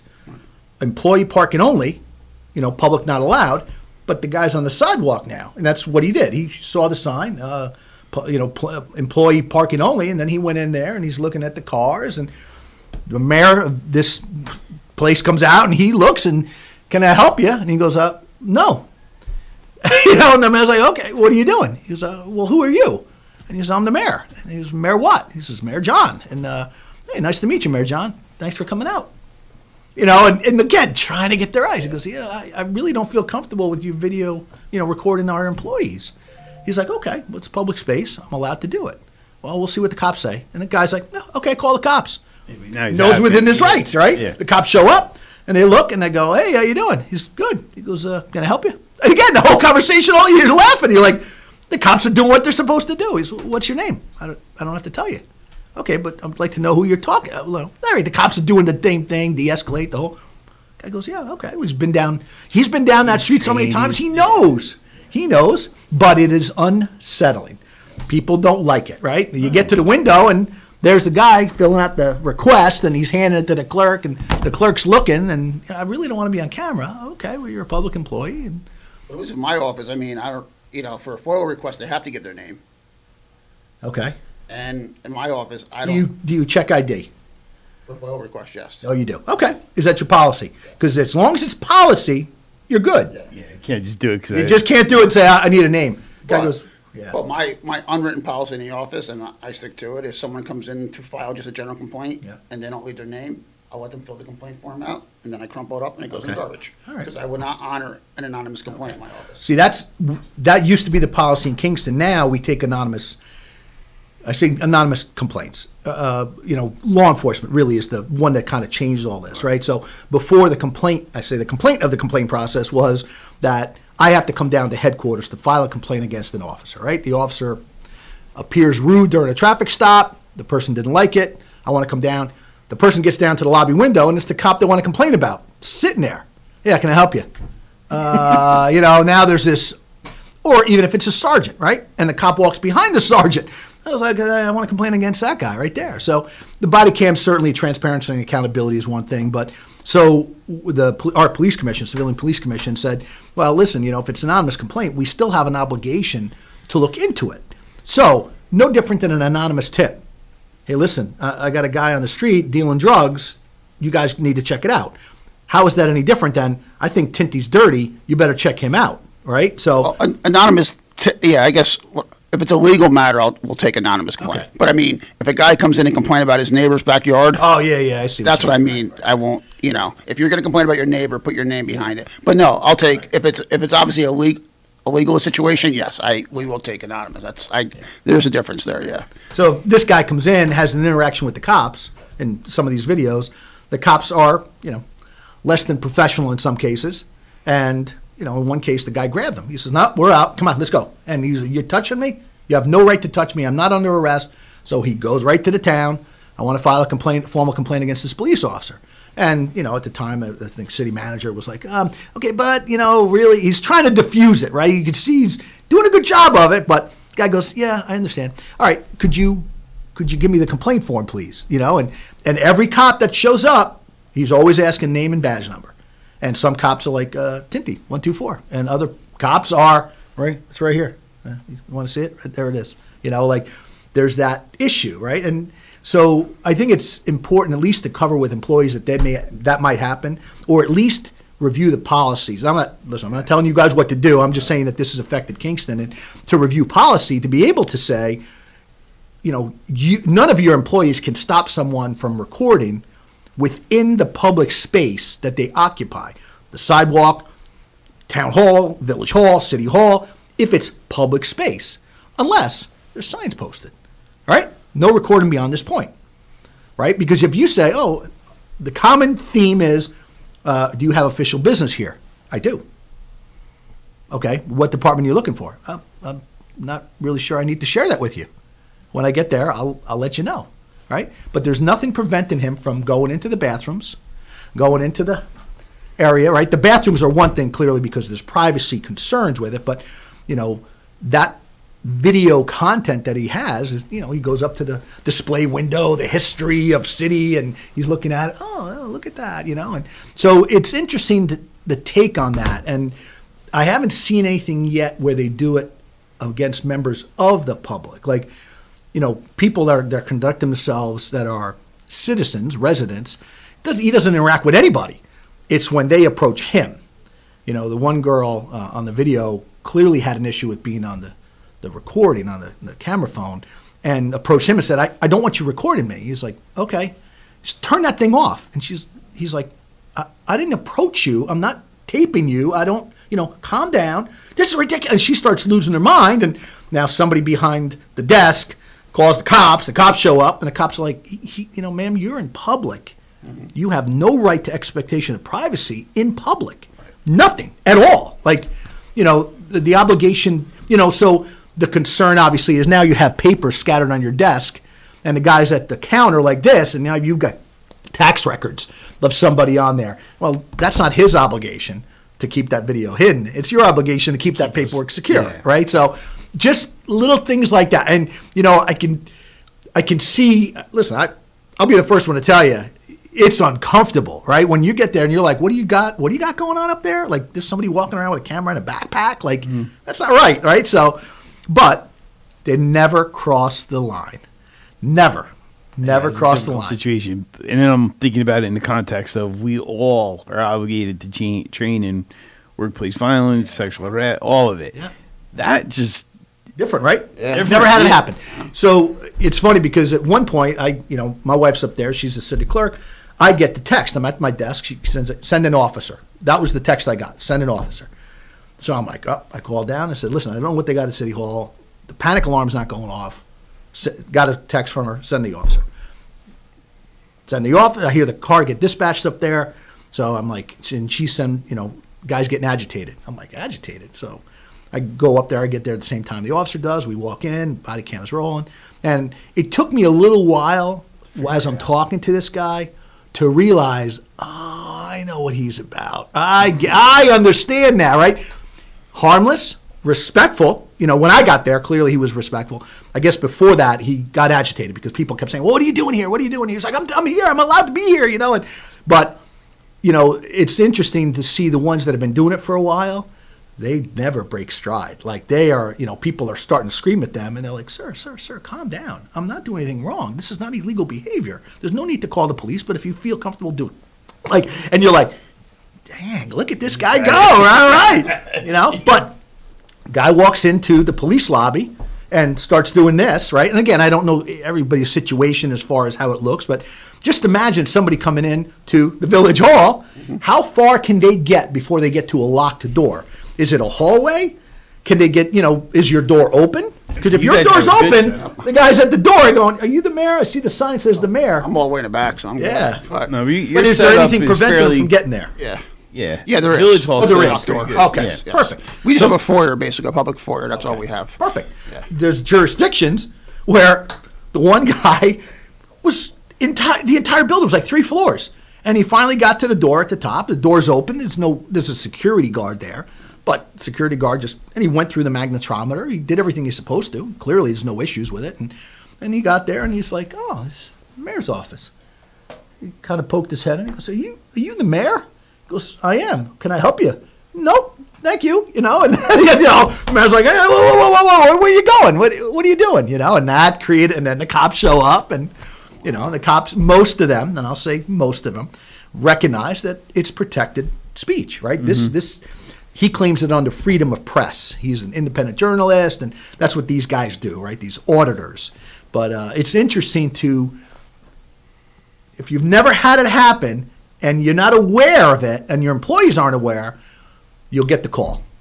And then what it creates is, well, this time he came with a camera. What happens if, right? Because there are people out there that complain that it should be completely publicly accessible, right? Where public transparency, accountability for all employees, not just cops. Everybody I should be able to go in and speak to the town supervisor. I got a problem with that street. I got a problem with there's no guarantee of that, right? Make an appointment. So at what point I'll take City Hall, for instance. It's beautiful inside. The marble floors, the walls, the amount of money that they put into it in renovation back in 2000, 2001, it was gorgeous, right? T.R. Gallo, and amazing place. You have to appreciate chambers, right? The council chambers, it's amazing what they do. But it doesn't feel right when someone's walking around and doing that, right? If there's a meeting going on, it's expected, right? People doing Facebook live stream and stuff like expected behavior. It's kind of unexpected when somebody walks in the middle of the day. So, I mean, it's all fun and games till one of these guys gets shot. Well, right? And again, somebody's like, get out of my office or get out of my building. You know, somebody. And again, I think that's why they stay away from going into neighborhoods, right? Because you get the wrong neighbor, you're catching a buttload of buckshot, right? So you got to be careful of that. But like I said, I only mention it because it's something that came up in the city. I did sent to the cop already, who's the president of the Chiefs Association of Ulster County, and he shared it with the rest of the chiefs. Hey, listen, just keep an eye out for something like this. But again, harmless behavior, but just unsettling to some people, especially ones that don't like to be or have not been accustomed to being on recorded video, so. It's inconsistent with how we try to train employees and staff members to be sensitive to, hey, we could be a target. There could be a family struggling and they're offended by their tax bill. The tax collector this time of year takes a lot of abuse. Right. So we're sensitive to, we make sure that there's access to law enforcement if needed, and that she's never alone, and she's carrying cash. So someone like that would definitely flag on our radar. Why are they here? What are they doing? Yep. And that's, the building department is not always a hero. They get drawn into a lot of neighborhood parking disputes. tickets, right? Imagine you got to deal with parking tickets, and obviously those are the worst, right? People, oh my gosh, I'd rather get a criminal complaint than a parking ticket anymore. Yeah. But those things happen. Like the controller's office, you get to their door, they're behind glass. The doors are locked, clearly because they handle money at times and stuff. And we have cameras throughout the building. It's a secure facility. Again, for a person that did not intend at any point to commit a crime, even in the least, like the trespass, none of it. But they're looking for that content, that reaction. That's what gets them the money, right? The click, click, click, click, like. But like I said, for us, it's more of a training issue. Not training, I should correct it. More of an awareness issue. To be able to tell employees, if you get up from your desk and there's a counter there, they are allowed to tape. You can't stop them, right? If they get there and you're interacting with them, you may not like it, but there's nothing you can do about it, right? Unless there's signs that say recording prohibited, unless permitted by, in one village, surprisingly, you can't video or record any place unless you actually have a permit. Anywhere, unless it's for personal use only. This guy's content is for commercial use, right? He's creating cash. But, the cops pulled up and said, and at one point it says, police parking only. Not fenced in, but police. And he walked right around the parking lot, got everybody's patrol car and personal car, and able to just look around, and he drew 5 cops. 5 cops came out. The sergeant came out. Hey, what are you doing? And he's like, I'm just going around seeing where my taxpayer dollars are going. And he goes, okay, what are you doing with the video? And he's like, I really don't have to tell you. And he's like, what do you mean you don't have to tell me? Of course you have to tell me. At one point, I'm trying to be nice. He was a very senior officer who was used to the old school. And when I ask you your name, you tell me. And the guy goes, well, what's your name? And he goes, I have no obligation to tell you. And he's right. You don't have to. And he said, you're going to tell me your name. And the guy's like, I'm not telling you my name. He says, and he says, oh, yes, you are. He says, no, I'm not. You're obligated to. When a cop asks you, and he goes, no, I'm not. So the other junior cop's like, like you can see he's like pulling on his elbow. Hey, But all that creates content, right? So it's interesting to see how it turns. Yeah. But it's contrary to how we train people to be sensitive to things that may be abnormal. Yeah, and we want them to respond appropriately. I think even if the employees don't normally, I'll say some overreact, right? Clearly, they immediately, there was one video, they pushed the panic button. The alarms go off. The guy's like, what is going on, right? Thought it was a fire, had no idea. And then the cops, and they have a security, they showed up. And it's interesting to see how once the police officers got there, the police kind of had a sidebar with some of the employees and said, listen, he can do this. There's nothing preventing him from doing this. You can't keep somebody from recording in public space. So at that point, when he goes to places and it says, recording, and he's respectful of it because that is breaking the law. You go past that point with a recorder, you're breaking the law, right? They can arrest you for that. So, but it's interesting to see how they've monetized it now. And I'm guilty of watching their videos. So he's probably making 5 or 6 pennies every time I click a video, But it's interesting to see the reaction. It's and like I said, if your employees are not aware, especially the cops, if there are cops that say you can't do that or I'm demanding your name, not really. No, you're not. You can demand it all you want. You're not getting it. So, and on the FOIL requests, he never puts down their name. And he's like, well, here's my email address. I'd like it electronically. And asks always the same thing: salaries and so if you publish those on a website, you don't even need to answer that request. So, sure. A lot of times they'll say, well, you can find that on our website. Right. And he'll say, okay, could you write the website down for me? I don't have it.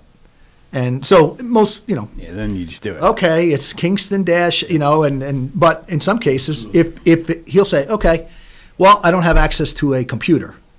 And in City Hall, the guy says, well, I don't have access to a computer. I said, well, you have a smartphone. It doesn't work. And he says, all right, then the library has access to computers. You can get free library computer access. All right, well, when he filed the FOIL request, like a copy of the budget electronically. Then, again, we don't have hard copies anymore. But FOIL request, you can get it, right? And it's just a simple email, or even in some cases, a link, right? You emailed a link to the guy. Right. So, but it's interesting, right? Like, so they are going to fine. The salaries online, budgets online. They want to know the complaint form. They want to file it, and in some cases, the complaint is as a result of the behavior of the employees or the police that respond. Right? That's the difference. Right? So normally, and I'll say it like this: they give them a pass-fail in their eyes, right? And then there's always comments. Well, the cops were nice, but I could tell by his mannerisms. Right, stop. They're just. But it's content, right? It's no different than any show you watch, But when you get somebody that overreacts and then the cops show up and say, they're within their legal rights, and there are some cops that are great. Hey, how you doing? And he's like, great. What's your badge number and name? Tinty 124. And that doesn't always go over well. Some cops are like, what do you need to know my badge number and name? Oh, sir, isn't your policy within the police department to, when addressing someone, and you're like thinking about it. Is it? Do I have to? And if the guy doesn't, well, I'm not telling you my name. Okay, I'd like to speak to your supervisor. Then the supervisor shows up, and again, depending on how it is, hey, Sarge, listen, just that officer was kind of rude, and he's not giving me his name and badge number. Can I have yours? The guy goes, yeah, Sergeant such and such, and badge number, whatever. And he's like, okay, well, why can't you do that like him? Like, he's not hiding it. Why do you got to hide it? So you just know how to be. He just knows how to get him there, right? Without crossing the line. Mm-hmm. And again, great content when you look at it. You got to reverse that. Take your phone out and start recording that. Yeah, they do that. Yeah. And the cops are like, bro, some of them are like, okay. You're on camera already. I'm on camera anywhere. I'm like, listen, we're all on camera. There's cameras in security. That's not the issue. The issue isn't that the government's got the cameras. The issue is that the other person has the camera, right? We're on camera right now. People are watching us, right? So we don't feel unsettled by it because it's expected. It's not unusual or abnormal behavior. But like I said, if you walk as a member of the public, just think about it from your perspective. You look out your window right now and there's somebody walking down your street and they stop behind your car, take a picture, they take a recording of and keep walking. You're going to be like, what are you doing? Police department, please, right? And you're going to say someone is acting unusual in my neighborhood. Cops roll up. Hey, bro, how you doing? Good. What's your badge? First thing, what's your name and badge number? What do you need to know that? All right, we're going to take a quick break, and we'll be back in a few minutes.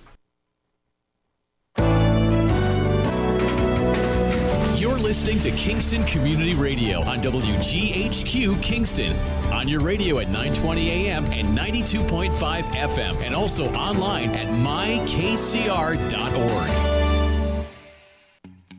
Hi, I'm Steve Thomas for Habitat for Humanity Restore. Habitat Restores are nonprofit home improvement stores and donation centers that sell new and gently used furniture, building materials, and appliances to the public at a fraction of the retail cost. The Ulster County Restore at 406 Route 28 in Kingston needs your donations. Call our hotline at 845-853-7499 to schedule your free pickup. And thanks. This is the story of Daniel, who was born 2 months early. His lungs weren't ready. His heart wasn't ready.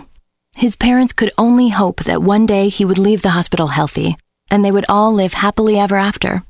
Daniel's is just one of the more than 500,000 stories of babies born prematurely last year. You can help the March of Dimes stop premature birth and bring more babies home healthy. Learn how at marchofdimes.com. Working together for stronger, healthier babies. We all come together and stand together to serve our veterans. We invest in the latest technology. We take the time to train the next generation of doctors and nurses. We work together to make sure we heal their bodies and their minds. This is our mission. More than 300,000 of us working as one, together with families and loved ones. No matter where they live in this country, we'll be there. We stand strong, united. Stand with us in caring for our veterans. To battle is to fight, to struggle, to overcome, and ultimately for the Marine Corps, it means to win. There is no alternative. It's not just a statement of intent. It's a promise to our nation. A promise kept for more than 2 centuries. A promise of the Marines.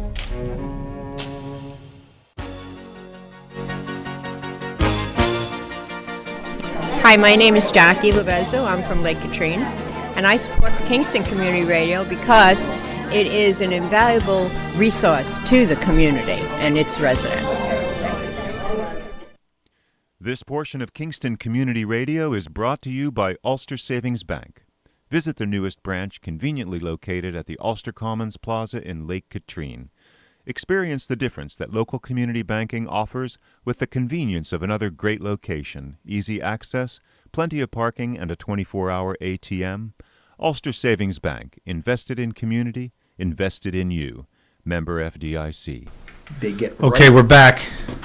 I got Michelle Hinchy on the phone. So, Michelle, are you there? Good morning. Welcome, Senator. Morning. Fred, how you doing? Thanks, Chief. I'm doing well. How are you guys doing? Doing really well, and Mayor Murphy's here with us. Hi, Michelle. Senator Michelle. Hello. I wish I could be there in person with you guys, but we are up in Albany session today. We're just trying to increase the volume here. We can't hear you too well. We lost her. She's there. Michelle, we were having a little bit of technical problems on our side. No worries. Can you? Okay, we got you. All right. Well, welcome. How you doing?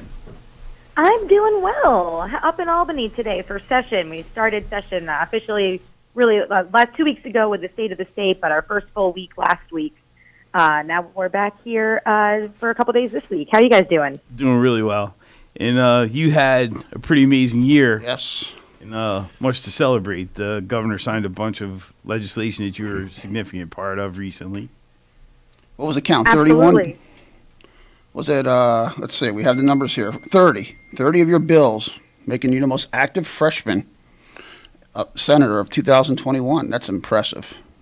Well, thank you. And I'm really proud, too. I'm actually tied for the most bills signed last year with the dean of of the Senate, of the legislature, Senator Neil Breslin, who represents the city of Albany. He and I both had 30 bills signed, which is actually the most bills of anyone in the Senate, which I'm really proud of. So awesome. We've been, hit the ground running first year and been really effective, which is great. And again, all of those bills passed the Senate with kind of wide bipartisan support. So we're really proud of all of them. That's an accomplishment in itself. No question about it. No question about it. Good for you. That's a really nice achievement. And you get a bonus for that, like a senator bonus? just pride, Mayor, just pride. That's bonus enough. Any particular legislation you're more proud of than another, and you want to share some highlights of? Sure. Again, we from 30, there's a good amount, but again, all of them are actually to both all bipartisan and also really substantive. A couple of the ones that I'm most proud of, I think one of them we talked about on this show before is the Nourish New York bill, which is a program that connects upstate farmers and farm fresh, locally sourced food with food banks and food pantries across the state. So what it does is set a new market for our farmers who we know are struggling. We see it all the time throughout Saugerties, Ulster County, and all of our surrounding region, right? Farms are closing by the day. Ones that, I grew up going to their farmers markets, not just farmers markets in town, but going to the farm and picking out produce. And they've been really struggling. The farms that get federal subsidies and a lot of government support are not New York farms. Our farms are much smaller. They're small and mid-sized family farms. They often get left out of those relief packages. And so what our bill does is set a new market, and the government, basically the state, will buy food from farms and then distribute them to food banks and food pantries so that everyone, no matter where you live, what circumstances you have or may fall upon, you can eat healthy, locally sourced food, which is really great. Yeah, that's a win-win. It is. That's awesome. Yep. And then we had a handful of bills, four bills that were signed actually that involved expanding healthcare access. One of them was expanding or basically providing free menstrual products to shelters throughout the shelter system through the state, so that everyone can kind of live with dignity and get back on their feet no matter what circumstances there are. That was something that was offered to shelters in New York City, but it was not offered to shelters in other parts of the state. So now that is law. We are bringing equity to people who are using our upstate shelter system. And we also created the first Rural Ambulance Services Task Force, which, we know that our firehouses are having, and our ambulance services are having a really hard time with recruitment and retention, costs, and a lot of them are closing, and we need those services to be in our upstate communities. And so, we know generally what the problems are, but we need to get that data formally so that we can both work regulatorily with the agencies, but also legislatively to really strengthen our upstate EMS services. Well, I think that became evident to that need through COVID as well. Right? I mean, all the local ambulance services were so taxed during COVID. You guys recently expanded Diaz, right? You guys added a third unit this year. So, yeah, that's a unique challenge. And I know the geography of your district, so as much as we have challenges here in our part of your district, the western, northern part of your district, I'm sure it has even steeper challenges to meet. Absolutely. Yeah, I have the privilege of representing 44 towns across 5 counties.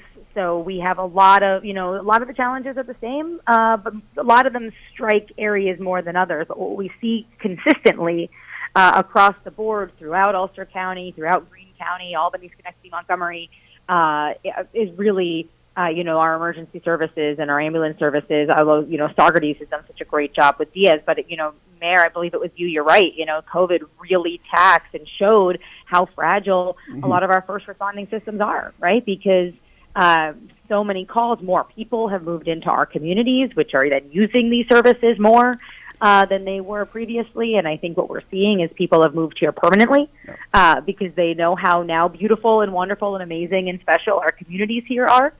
And, that's great for a host of reasons, but a lot of our infrastructure wasn't prepared for this significant influx of people that we saw, and our emergency services being one of them. Mm-hmm.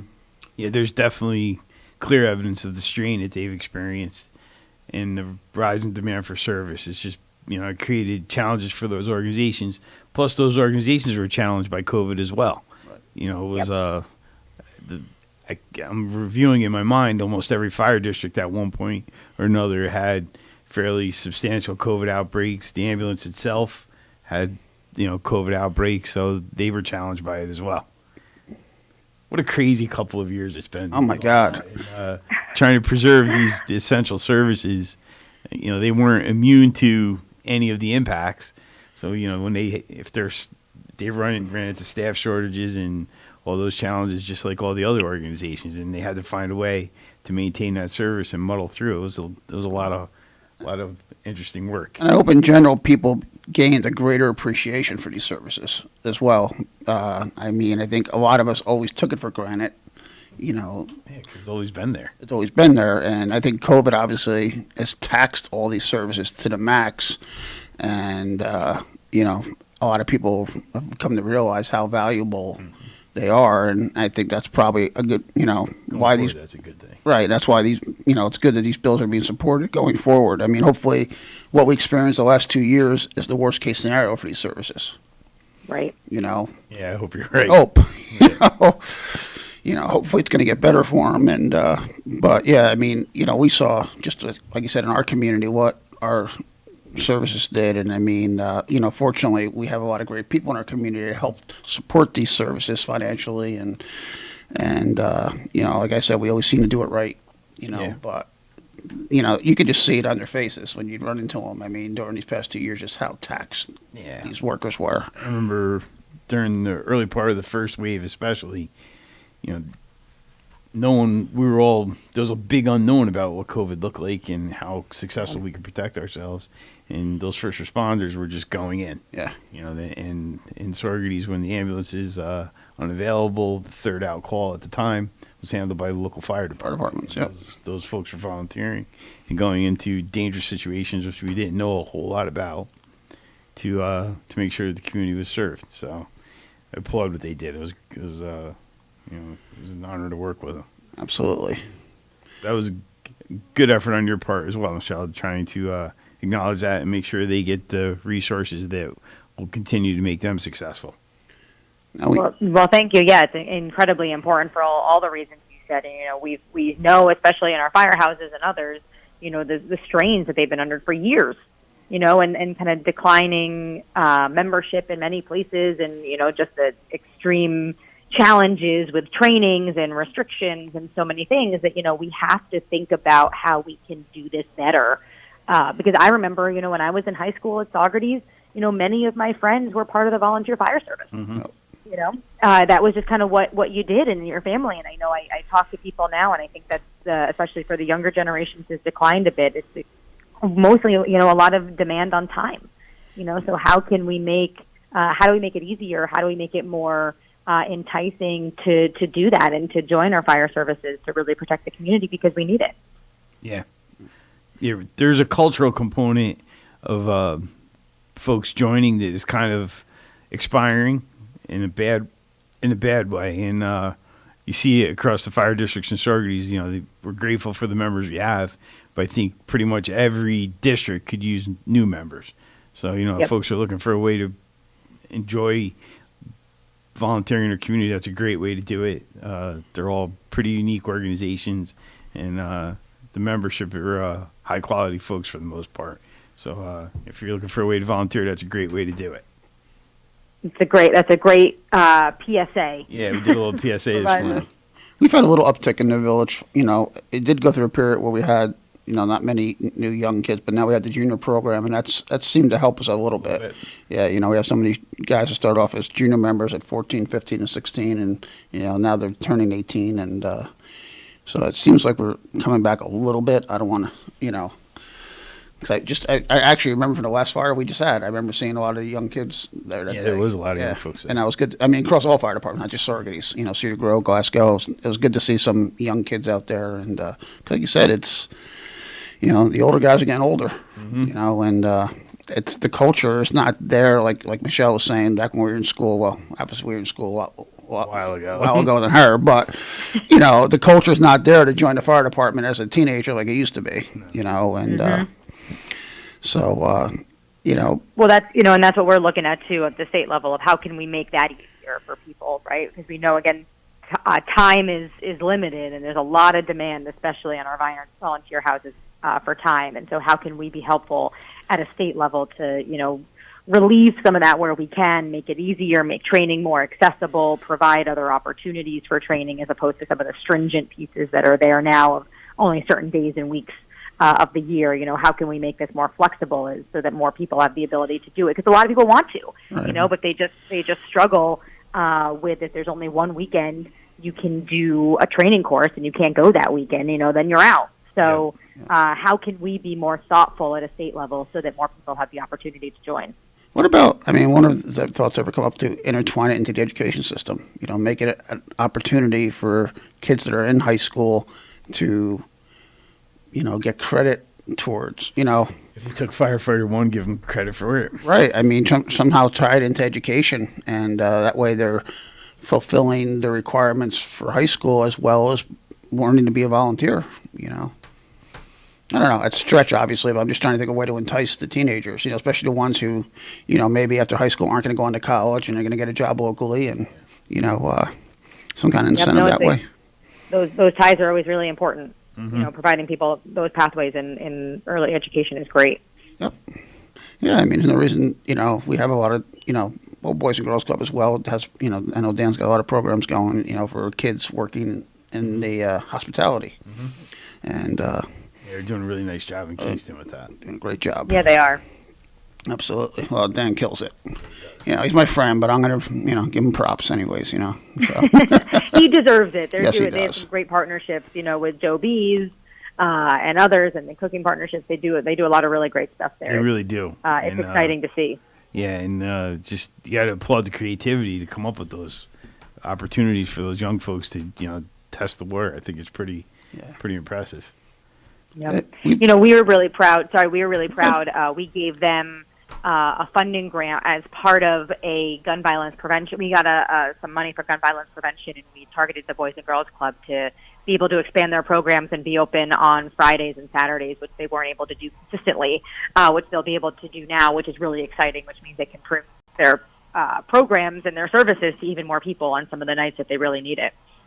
Yeah, Saturdays are huge. I know Dan and I have been talking, he on his own has tried to keep Sorgies open on Saturdays when he can. I mean, because, it goes with a lot of programs that we have, the school lunch program and the back, you have these programs, and it's great that the kids have all this Monday through Friday, but then, you're always wondering what happens on the weekends, some of these kids. Mm-hmm. So having a Boys and Girls Club to go to get a meal on the weekend, and nowadays parents are not just working Monday through Friday, parents are working 7 days a week, and they need a place for their children. So, Dan's been so forward thinking with the Boys and Girls Club, and I was just talking to him yesterday. He's in a stressful time of year right now. He's got a lot going on, and you could just hear it in him. Like he's always on the go. Yeah, it's good. It's very good. So we're going to run out of time with you, but I want to give you a chance to talk about the broadband legislation too, because that's a goal we all share, and I know in Saugerties we could benefit, and we have some creative things happening to improve it. But I think this bill will be helpful to us and to many of the other communities. Absolutely. Thank you. We've talked a lot about lack of access to broadband and some of the challenges that all of our communities are facing. And it's something, I ran on talking about how we need to bring broadband equity across the state. And, the previous governor was touting that we were covered, New York State was covered at a rate of 98%. And if you live without internet, other people who do as well, and that number was just not accurate. And the reason they were able to say 98% was because they were using census tracts to track data as opposed to household level data, which if you're in a really populated city, census tracts are a good barometer for coverage. Not as good a barometer for more suburban and rural areas like the ones that we live in. And so that data was inaccurate. So we actually did two things this year that I championed specifically to make sure that we could actually build out broadband infrastructure appropriately to people who need it. The first one was putting in the budget the first broadband mapping study, household level data mapping study, to really understand where the gaps are, so that we can then put money, specifically money from the infrastructure bill that we're getting, the federal infrastructure bill, to build out in those areas that need it, right? If we don't know exactly where the gaps are, if we're touting 98% but don't know that there's holes within those census tracts, people are going to be left behind on the wrong side of the digital divide. So I'm really excited that study is now underway. The PSC is doing it as we speak. And through advocacy with my office, originally the survey was done specifically online, which you can imagine for all kinds of challenges if you're trying to do a broadband survey. There's a cruel irony embedded. I was going to say, yeah. True. There's a cruel irony in that. You're right on. Yep. So my office led a letter with my colleague calling for the addition of a hotline as well as information by mail to be sent, which the PSC did. So now, again, that is underway. And if anyone listening wants to fill out that survey or wants more information, needs help filling out that survey, call my office. I'll share that number at the end. But call our office. We're here to help. Happy to help you with any of those questions or making sure you can complete it. And then the legislation on broadband that I sponsor that I'm really proud of is this bill on utility poles. So it does two things. One is, all of you know, I'm sure, independent broadband companies have to opt in and negotiate to attach to each individual utility pole separately, individually. So that's, if you're building out broadband in areas that would need, either rural areas against suburban areas, you need to attach to a lot of different utility poles to reach different people. Having to negotiate rates for each individual pole is really challenging and takes up a lot of time. And so what our bill does twofold. The first part is makes it so that municipalities can opt into one contract, and nobody has to then negotiate by pole. They can just negotiate an entire section, which I think will be really helpful. And two, broadband companies, especially are the ones that are building out in our areas, are usually more independent broadband companies that operate in grants, and so their funding structures are really limited. And utility poles have been charging them, in order to attach, they've been charging them the full replacement cost of full utility poles. And so in our bill, we have restructured the attachment cost so that it is more affordable for broadband companies to attach to utility poles to actually build out in our areas. So it'll be more economical for the small broadband companies, which will then bring internet faster to more homes across the state. Perfect. And the make ready and all that, there's, so if I'm trying to be an insurgent broadband company coming into a community that's served by perhaps Verizon and perhaps Spectrum and Verizon's motivation to make room for my service to compete with them is not exactly on the up. So the legislation there to protect it is very important. Absolutely. Yeah, we're proud of that, and we think it'll be really helpful to make sure that more of the parts of our communities are getting internet service. And just as I said, I would share our phone number if anybody wants to call with any questions on any of this legislation or wants help with the broadband survey. Our phone number is 845-331-3810. Call us anytime.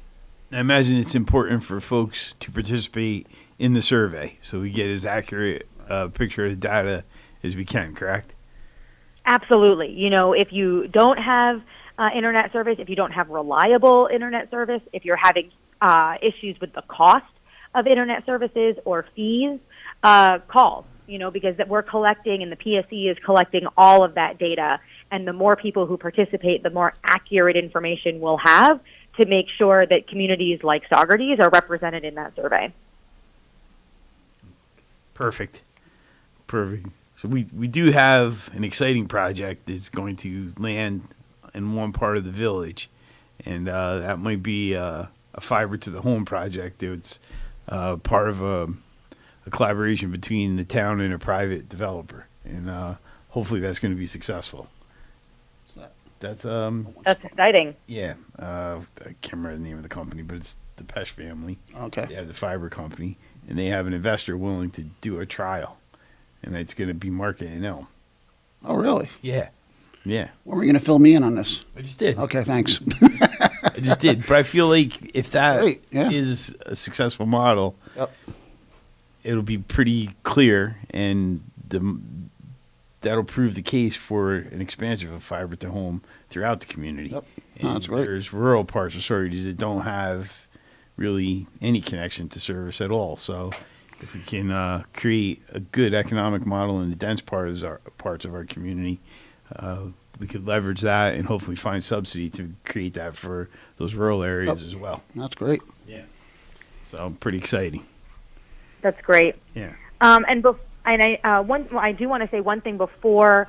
I know we're getting close to time here, but we are doing our second annual Valentine's for Seniors event. So anyone, we are working with, we're collecting Valentine's Day cards for community members who would like to, send a greeting to a local nursing home.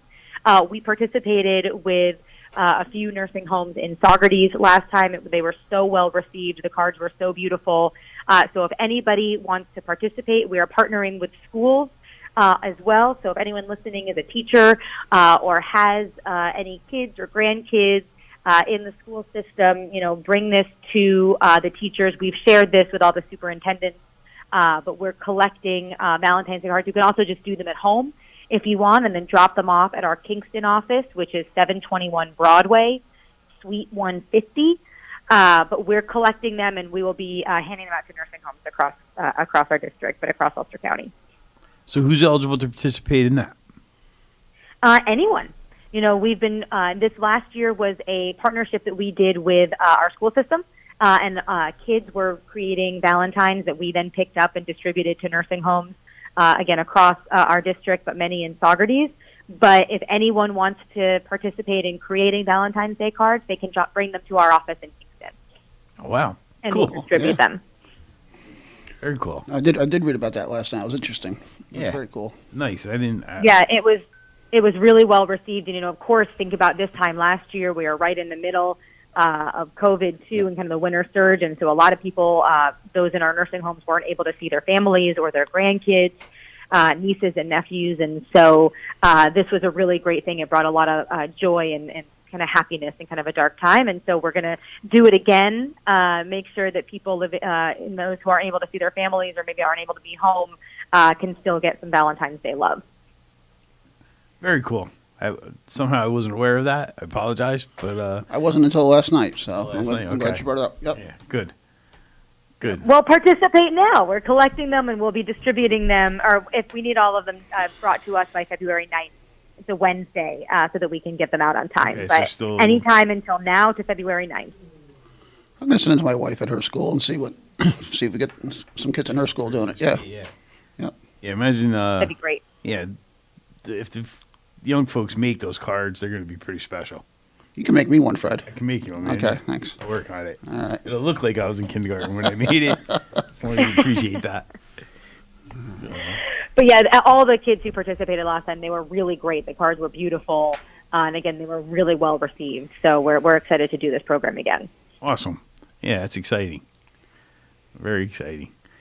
So today you are, I'm sure you have a thick agenda of new proposals you're going to work on. I don't know if you could do 30 again. That was really ambitious. But it was ambitious, but I got to say we have a lot in the works. Everything from, I know last time I was on, we talked about the Central Hudson Utility Estimation Bill, which we're working on. We have got 2 bills updating the state's procurement laws, which have not been updated since the 1970s. That's ensuring that our state agencies that buy food can buy New York State local food, or incentivized to buy food from our New York State farmers, as well as incorporating a values-based system for farms or food vendors that are using good labor practices, good climate practices, animal welfare practices. We're working on a bunch of different things this year that we're really excited about. All right, we're going to cut you there because we're just about out of time, and it always is a quick half hour. Thank you for your time this morning, Michelle, and we look forward to you being on air with us again soon. Absolutely. Thank you so much. All right. Bye-bye. See you, Michelle. All right, Mary, thank you. And Lawrence, that'll do it. Good job today, guys. Listeners. And I won't be here next week, but is Greg going to be back next week? Yes. All right, great. So I will. Dan will be on next week. I'll see you guys in a couple weeks. Take care, everyone. We'll be back tomorrow with Thunder Thursday with Don Williams and Tony Morma.